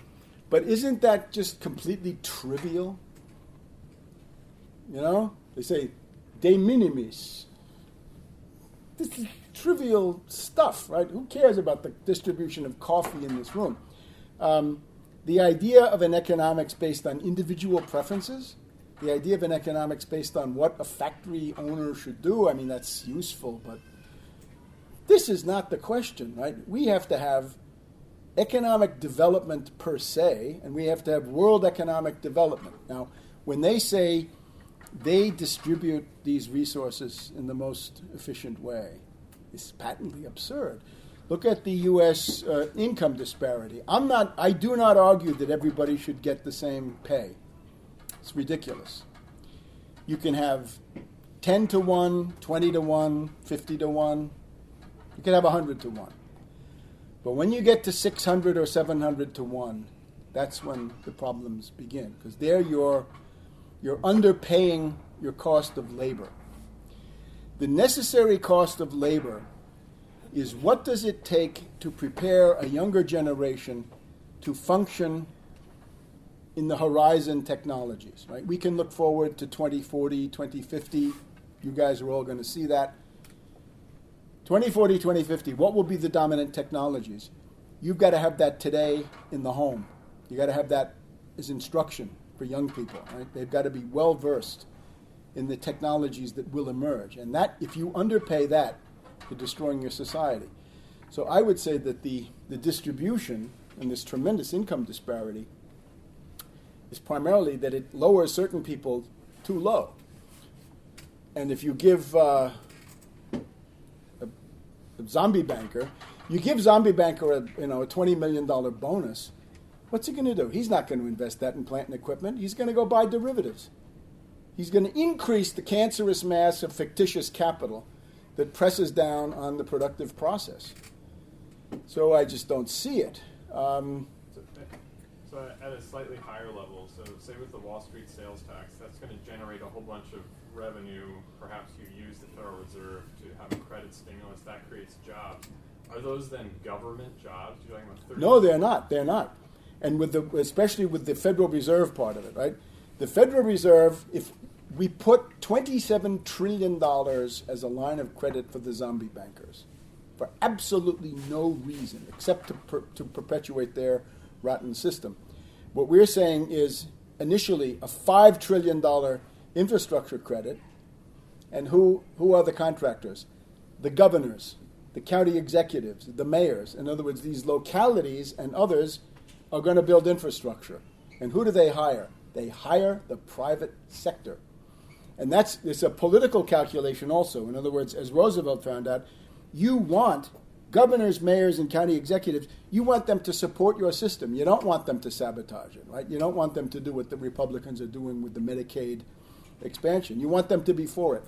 So you show me a governor, and I'll say, Governor, here's $500 billion for your big state.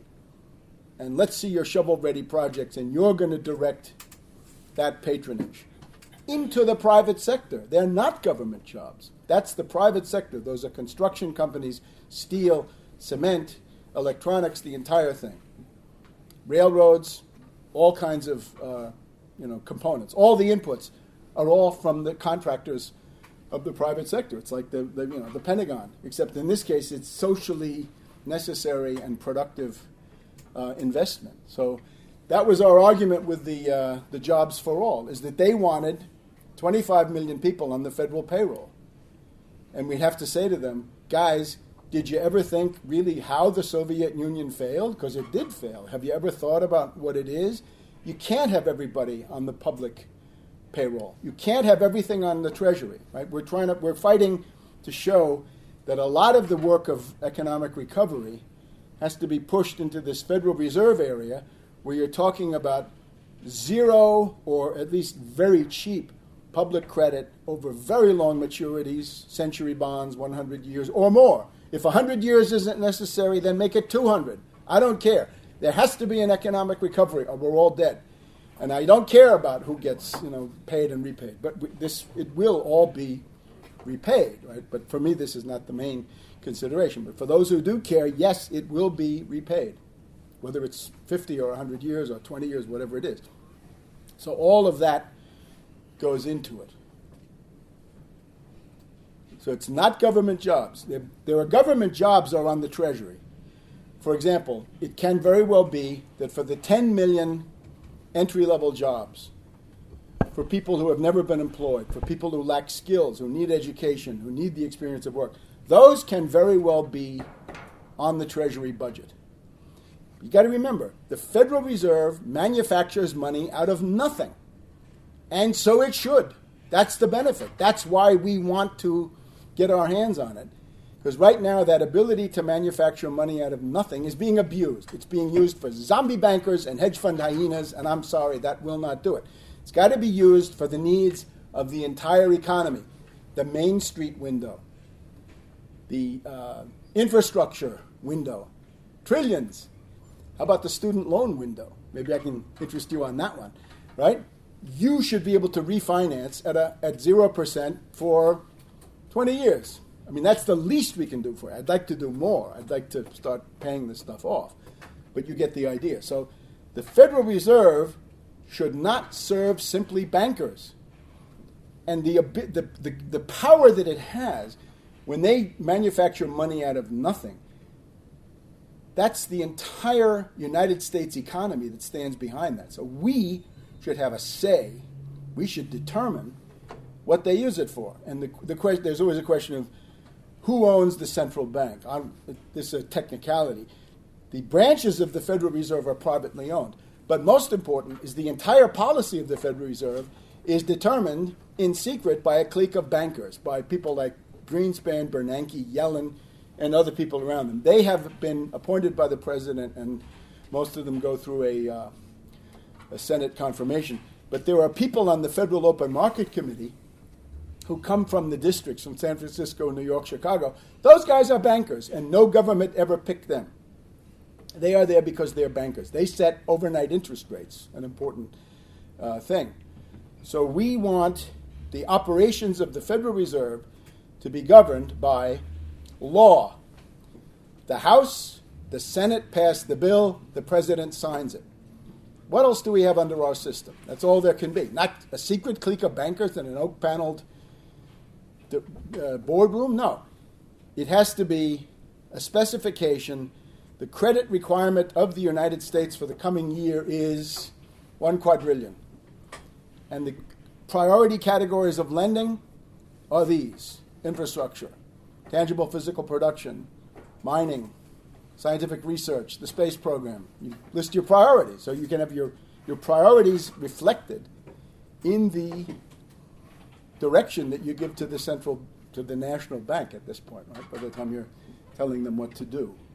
So I can't see how anybody would find that out of the ordinary, right? Because what you have is these people, they meet in secret, and what do they come up with? They say, oh, we have to subsidize credit default swaps and collateralized debt obligations. And why do we have to do that? Here, this is maybe another way to do it. Everybody knows Count Dracula, right? Okay. So Count Dracula sucks the blood of the victims. Suppose I'm Van Helsing, right? I'm going down the street, and I come to Count Dracula, and he's bitten a woman on the neck, and he's sucking her blood. Okay. Count Dracula is the derivative economy. The victim is the U.S. economy in this case. So now I can come along. I have blood for a transfusion.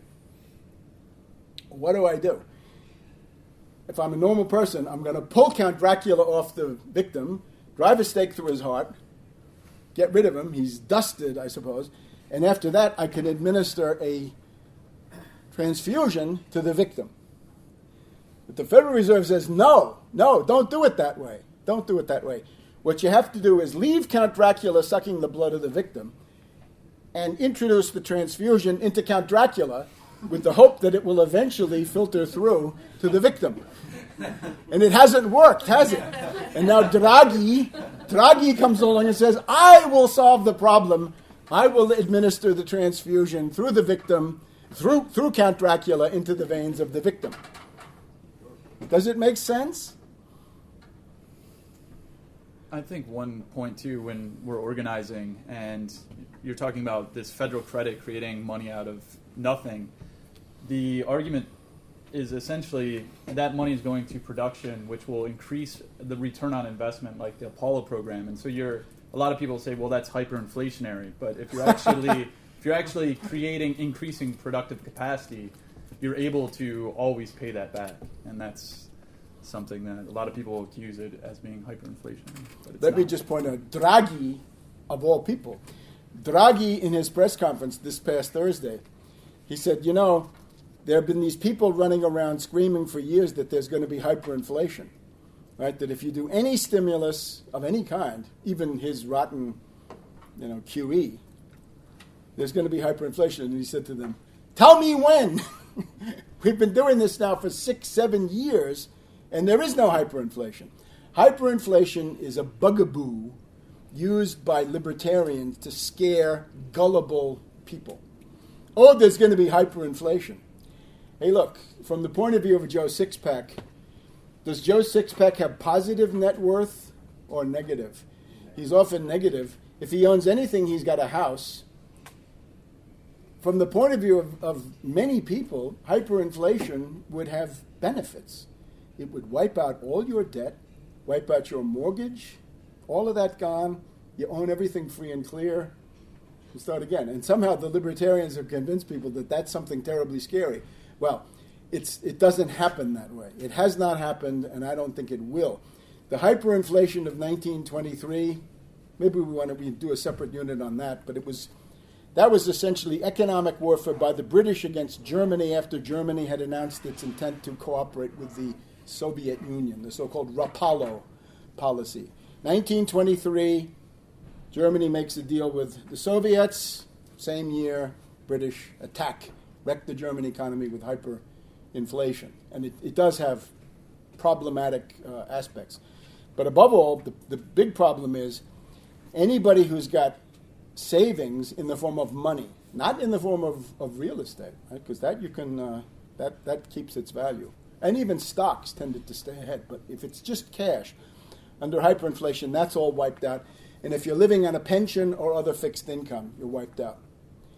But this is not where we are today. We're closer to deflation. The irony is, after all of these libertarians, the Paultards, screaming about hyperinflation, we are much closer to deflation. You turn on any TV debate, it's all about deflation and nothing but. And it's true, because that's what's going on in the world.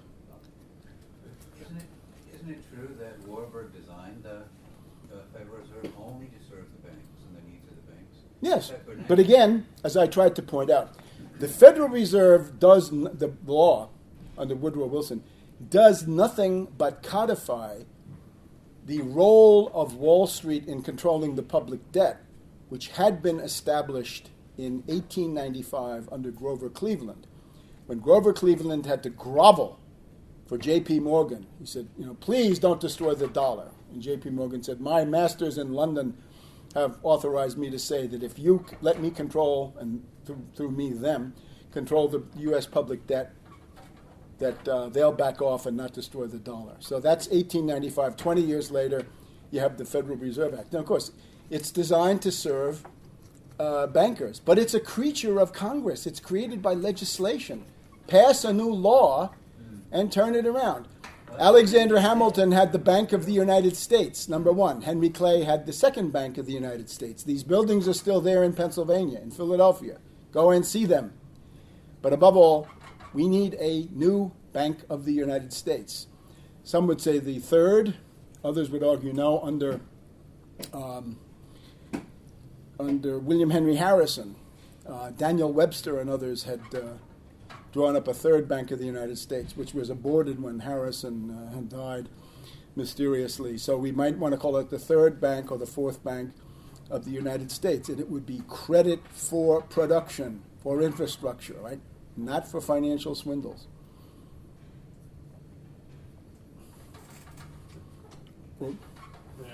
The chair, please. Sure, I'll just keep pressing. So one thing. I'm currently attending a course taught by a vice president of the Chicago Federal Reserve, and I try and make these arguments to him in my limited understanding.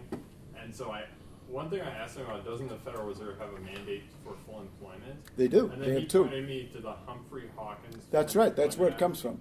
In 1970, which somehow, I don't know how, it's like, I think he basically argued that the legislation tells them to do that, but they don't have the ability to do that. And part of the other argument I've received in trying to argue this with other economics professors and other people is that they'll say, if you want to have that much investment, like it needs to be on fiscal policy. Like this is they only do monetary policy. Okay. There are three kinds of stimulus. There's fiscal stimulus, where you run a deficit. There's monetary stimulus, where you just print hot money and send it out in the world. That's more or less QE. But there's also credit stimulus. Write this down. Dear official, what about credit stimulus? You know what that means. He'll say, what do you mean credit stimulus? What you did for AIG.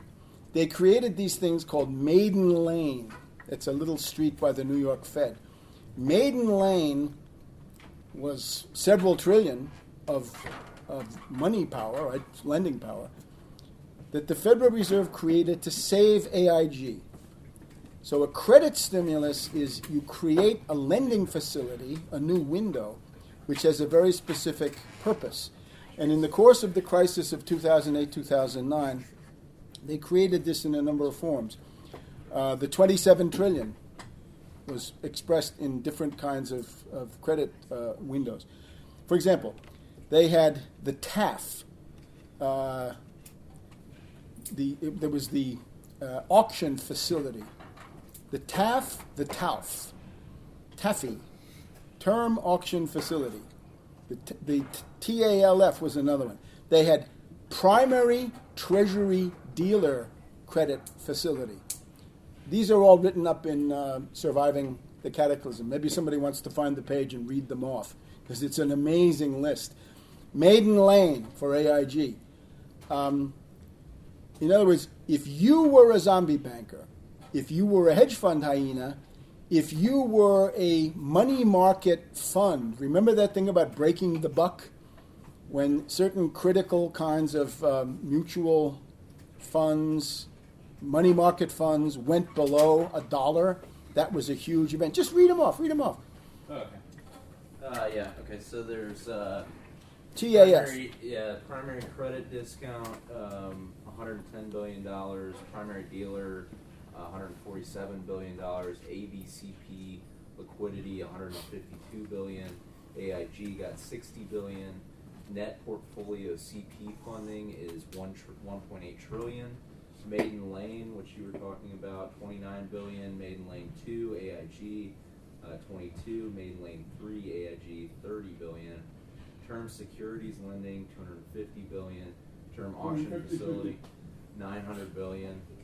Securities lending overnight, $10 billion. Term asset-backed loans facility, $900 billion. Currency swaps, $600 billion. 600 billion. Yeah. Nice pocket change, huh? MMIFF, $540 billion. GSE debt purchases, $600 billion. GSE mortgage-backed securities purchases, $1 trillion. Citigroup. Mortgage, that's support for derivatives, right? Sure. Mortgage-backed securities are collateralized debt obligations. That's derivatives. Right. Citigroup, $1 trillion. Citigroup bailout Fed portion, 220. That's just for Citigroup, 220 billion. Bank of America got 87 billion, and a commitment to buy treasuries was 300 billion. It keeps going. I mean, yeah. So they say, oh, but that's all going to be paid back, right? Some of it has. A lot of it has been. But that's all we're saying, too. We want cheap credit, 0%. And what's the interest rate on that? It's practically zero. In most cases, it's nothing. We're not having an interest rate here. It's trivial. It's like 0.25% or something. So these are revenue bonds, essentially, that we would be... No, that's a lending facility. Here's the difference. If you're a state, you're the governor, okay? The governor of California, much better, you're governor of Tennessee. Let's stay close to home. You come forward and you say, I want to build the maglev, from Memphis to Knoxville. There we go. We need it. It's a matter of national interest. So you come forward and say, look, I'm floating these bonds. Tennessee Maglev Authority, 0% coupon, 100-year maturity. So you're going to pay it back at the rate of 1% a year. I'm the Federal Reserve infrastructure window, and I say, I'm buying them. You get all that cash, and you go out and you put everybody to work building that. Right? You put out the contracts. You tremendously increase your stature. Right? You're so great. You're the greatest patronage machine in the history of your state, and it's all real. It's not ripping anybody off. It's an actual increase in the productive power of labor, and economic recovery, optimism. All the households are, restored to their solvency. No more foreclosures. Just a different world. And all the rest of you are all governors or mayors or whatever you are, and you come forward with that too. The Export-Import Bank is represented, right? You want your share. You get $500 billion too. Have a special export subsidy, export subsidy window. Naturally, the IMF will come and say, that's illegal. You say, you better shut up or I'll send the 101st Airborne Division to visit your office. Which, by the way, this is not hyperbole. There was a phase in recent French history where the government of Monaco, the Prince Rainier and Grace Kelly government in Monaco said, guess what? We get to change our laws so we become a tax haven for French oligarchs who want to stash their money away, right?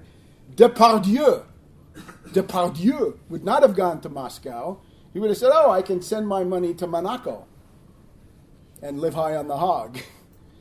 Except that de Gaulle said, yeah, you do that. I have the French army here. I'm going to send in a few divisions. And he lined them up at the border, and all of a sudden, the Prince of Monaco saw the light, that he was not in the business of promoting French tax evasion.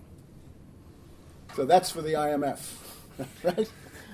Once you start doing this, it would be widely supported. And there was all sorts of countries in the world would say, the long night of neoliberalism is over. The nightmare, as Obama says, the shadow of crisis has passed. Unfortunately, Obama is wrong. This is the State of the Union. I hope you all heard it. Obama said the shadow of the crisis has passed. It hadn't.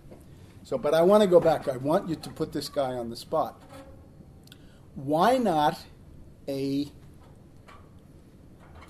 facility, a series of facilities, right? Elizabeth Warren, before they beat her down, she had proposed 0.75% for student loans coming through the discount window. So the zombie banks can borrow from the discount window. They'd rather not because it advertises that they're in trouble. But there is a discount window. It was drawn on during the crisis when anything went. So 0.75, the Warren argument at that point was if a banker can get it, then a student ought to be able to get it too. It's a very good argument. She was then immediately disciplined by the rotten Democratic Party, and I think she has morally degenerated as a result of giving up on that, because she could have insisted. Right? You want to be a mass leader, you buck Obama and Schumer and Durbin and who's this? Harry Reid. But if you go to this guy and you say, why don't you have 0% 100-year bonds from this special window, and you're going to buy those bonds. The bonds are going to be issued by state governments, mayors, and so forth. And he'll say, oh, but those assets are not good quality assets. Oh, what are you taking that you call good quality assets? Why, we buy collateralized debt obligations, and God knows what's in there. We buy super CDOs. We buy CDO square. We have CDOs pyramided 10, 20, 50, 100 layers of CDOs in the same rotten package. So there are options, there are all kinds of leverage mechanisms built in. So if the price of any of that goes down by 1%, the price of the overall security goes down by 50%, right? Because that's how they built it. They figured it was going to go up and they wanted to pyramid the gains, but then reverse leverage kicked in. And that's why that stuff is a black hole, right? That's why those derivatives are still around, right? Because you have to shred them. You have to get rid of them. You have to outlaw them. But they'll say, for me to lend to the governor of Tennessee, you're not reliable. You're not creditworthy. Why? These CDOs are as sound as a treasury bond or whatever it used to be. And your answer to that is, wait a minute. In the crisis, you guys have taken things that are not collateral. In other words, they are not worth anything, right? They actually have negative value, right? If we had a mass of derivatives in this room, it would have negative value because we'd have to pay the sanitation men to come and take it away. But instead, they say we choose to regard that as collateral. So what you have to say is, look, if you really want to, the governor of Tennessee will write in a clause that if he defaults on the 100-year century bond payments, you can repossess the maglev rail. In other words, a high-quality, tangible, modern asset that is much better than these derivatives you seem to want to buy, right? And we know that at 100, for a 100-year payment, they're not going to default. 0%, 100 years, you're not going to default on that. Can I ask a supporting question? So he's a VP of the Chicago branch. So his president, Charles Evans, is on the Federal Open Market Committee right now, because that rotates. Right. The only one that's always on is the New York. So first of all, what level of power did the branch offices have in relation to like the New York and Washington Board of Governors? Because were they just following the policy that was essentially dictated from Washington, D.C.? And a related question, do you imagine the bureaucracy of the Federal Reserve being kept? Because as I understand it, I went and talked to some of the people there, it's kind of like a think tank in most offices. I mean, they process money, but the economists that work there, they just kind of run studies. I mean, do we need these people? Are they? Oh, I would keep them because we're going to give them all sorts of other things to do. The main thing that happens to the Federal Reserve is it becomes a bureau of the United States Treasury, and its operations are directed by public laws passed by the House, by the Senate, signed by the President in the glaring light of public opinion, and people come forward and say, wait a minute, I want $1 trillion of 0% credit for my industry. Let lobbyists fight over this. In other words, mobilize the inherent dynamics of this system, because everybody else gets shafted, right? The way when Wall Street gets everything, there've got to be small business people who could, most of them then become racists, I suppose, right? But there must be some rational people in the business world who say, wait a minute, you've got to have the Export-Import Bank, right? This was one of the things, that guy Henserling, right, that predator. Henserling wants to promote himself as a vice president by destroying the Export-Import Bank. My God, how about Boeing? How about all the people who benefit from that? Can't we mobilize them for something rational? If the Republican Party turns against the Export-Import Bank, it's like attacking your own business base, hammer and tongs. It's unbelievable. So, so strategically, we're not looking for this man, for example, to be like, get an idea. I never thought of that, or that would work well, and then him changing it within his purview of authority. That wouldn't work, can't work. We're waiting for the legislature of the country to mandate, which was no. This is the thing. Here's the idea. The strategy that I recommended was the Federal Reserve is a thoroughly lawless institution. It operates outside of the law because it does whatever they want. Bernanke, right? You think of Bernanke or Greenspan. You think they sat there and did the concepts of pure reason to figure out what to do? No. You get a telephone call from Jamie Dimon, these other characters that we showed, right? Pandit the Bandit at Citibank in those days, right? All these characters.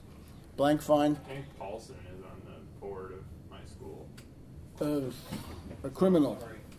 But look, the difference is, as long as they're operating lawlessly, why not use that as an advantage? Because that's what Roosevelt did. I think this was a wrong decision by Roosevelt in the long run. I can see why he did it in the short run. Roosevelt had a situation where he had Mariner S. Eccles at the Federal Reserve. And he'd call him up. I've done this before. He says, I have a Treasury issue coming to market today, and I want those bonds to go for 0.75%. And you'll see to it, won't you, Mariner? Yes, Mr. President. So he would call them, he'd dictate the price at which they were going to buy U.S. government bonds. He'd call them up and say, the price of gold today, Mariner, will be $45 per ounce. And this was great. This worked, right? This avoided the worst. So here's the thing. If you had a real president, hello, Janet, this is the president speaking. I have a suggestion for you today. It is that our unemployment is far too high and our income disparity is growing, our infrastructure is collapsing. I'd like you to open a $5 trillion infrastructure window, and I'd like you to put out a tender offer. A tender offer. This is not a love story, but a tender offer is an offer to buy things, right? I'd like you to put out a tender offer and send it to all the governors, mayors, county executives, and other New York Port Authority, things like that, Bay Area, Rapid Transit. I want you to have all of these different people get the idea that we will favorably entertain the purchase of securities from them at a coupon rate of 1% and maturities up to 100 years or more as needed. And I'd like you to do that. I noticed that you've been buying derivatives. I think this is unwise, but I want you, whatever you do in your own purview, I want you to add that infrastructure window. And I'd also suggest, to help our younger generation who are being crushed by student debt, I'd like you to open up a 0% window where any student loan can be refinanced at 0% for 50 years or whatever maturity. And I know that you share my deep opinion that the economic future of our country is more important than those Wall Street bankers that loom so large. What could you do? And if, by the way, if you don't do that, I have the 101st Airborne Division here. I have some rather dramatic tanks that we could send over. Otherwise, I've got a half an hour scheduled on the 3 networks tonight, where I will announce that I have demanded your resignation because you are an enemy of the people, that you're strangling the economic survival of our country, you're destroying the lives of our younger generation, you're perpetuating unemployment, and I'm sure you can understand why we must avoid this at all costs, right? I certainly don't want to do this. In other words, a real president could do it. Well, sure. Yeah. If the credit stimulus power is so strong, it can make money out of nothing. What is the function of the fiscal policy? Couldn't it, the fiscal Well, that's on policy- budget, right? The Treasury, 2 separate things. The way it is now, right? You got the Treasury budget, which is tax money and government borrowing. Right. Why don't we? We wish to de-emphasize federal borrowing. We want to get into federal lending. Because look. So is credit stimulus then you're saying only appropriate for the biggest of projects? No. As I've tried to point out, if you have a dry cleaner is production. If you have a restaurant, that's production. If you have a food company, it's production. If you have an auto repair shop, that is production. You should qualify. Maybe we can't get you all the way down to 0, but we could get you down to 1/2 of 1% or 1/3 of 1%. It's production. And that will be, the idea is to, as you go towards a more national bank system, it's like what we recommend for Russia, right? Russia should start issuing credit for infrastructure, credit for production of any kind, oil production, modernization of energy industries, pipelines, electrical grids. It's the same stuff that we recommend here with a few, national changes put in. Remember that the central bank generates money out of nothing, but not on the basis of nothing. It does it on the basis of the entire U.S. economy somehow standing behind it. Sure, but they have usurped this power. They've taken that and said, we're not going to put it to work for the entire economy. That's going to be only for the zombie bank. In other words, if you want to get money from the Federal Reserve today, you have to be a parasite. You cannot produce anything. It's not allowed. You can't grow food. You can't mine. You can't do research. You can't. It's only derivatives. It seems to me fiscal stimulus doesn't make any sense then for production. No, fiscal stimulus can have a role. Again, fiscal stimulus is tax money in the Treasury, and this is hiring people on the federal budget. Now, with the Wall Street sales tax, we can solve our deficit problems. It's not so much that borrowing money is doesn't represent absolute evil the way these characters think, but it's advisable to de-emphasize that, if only because it creates vulnerabilities. You become vulnerable to attacks on your currency. You become vulnerable to libertarians organizing a panic, right? Which is what they like to do. Bring down our government, right? That's the ultimate subversion by Ron Paul, is he wants to somehow tell you that the dollar is worthless, you should flee, and he's got all his gold stocks lined up, right? That's where Ron Paul has all his money. That part is sincere. He's a sincere advocate for gold because he wants to make a killing on these stocks. So when it comes to, again, those 10 million entry-level jobs, the Works Progress Administration of Harry Hopkins, the Public Works Administration of Harold Ickes, those may have to be on the federal budget. And there's actually the bill by Congressman Conyers of Detroit is a Wall Street sales tax, a small one, to pay for a government job program. You may need that. Because again, there are people out there who have no skills, no experience, no nothing. We got to get them into the workforce, right? I think I've told this story on the radio, but Marion Barry was the mayor here in Washington in the 80s. And he had one really good thing. He said, if you're a kid in Washington, D.C., and you need a summer job, I will make sure you get it. And he would go around to all the businesses in the district and he'd say, we got to get the kids to work. You're a big company here. How many jobs can I put you down for? And by the way, if you don't play ball, then eventually we're going to investigate you. We're going to make sure that you come under special scrutiny. We'll make sure that you get a lot of parking tickets, right? All the stuff that he can do. And when he died, a couple of months ago now, dozens, probably scores, hundreds of people came forward saying, "This guy changed my life." You can say what you want about crack and women and all, but he changed my life. That's the first job I ever had. The first real job I ever had with a paycheck and a time clock to punch. That was Marion Barry. So there are a lot of people who need that boost. And you can also call this the Marshall Plan for the cities. Or it's the Marshall Plan, frankly, for the oppressed racial minorities. For the black community primarily, but also others, the Hispanic community. We got to make it possible for them to get jobs, even though the private sector would say you're unemployable. I don't want to keep dragging this out. I guess what I'm asking simply is, what is the appropriate type of spending for fiscal policy?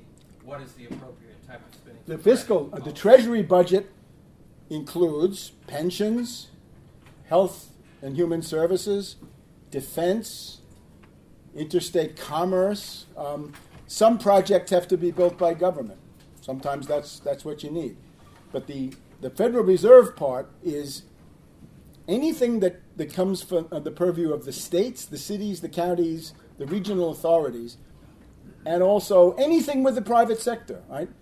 We can probably finance the space program to a large extent through, part government and part Federal Reserve or National Bank, and then the scientific research, right? The biomedical research to solve the principal diseases, the high energy physics, and then production on other planetary bodies. So the credit stimulus always ends up in the hands of the end private parties, but the fiscal stimulus largely, yes, is a government company in essence. The fiscal stimulus, I'm not really recommending a fiscal stimulus in that way. What I'm saying is the social safety net has got to be restored.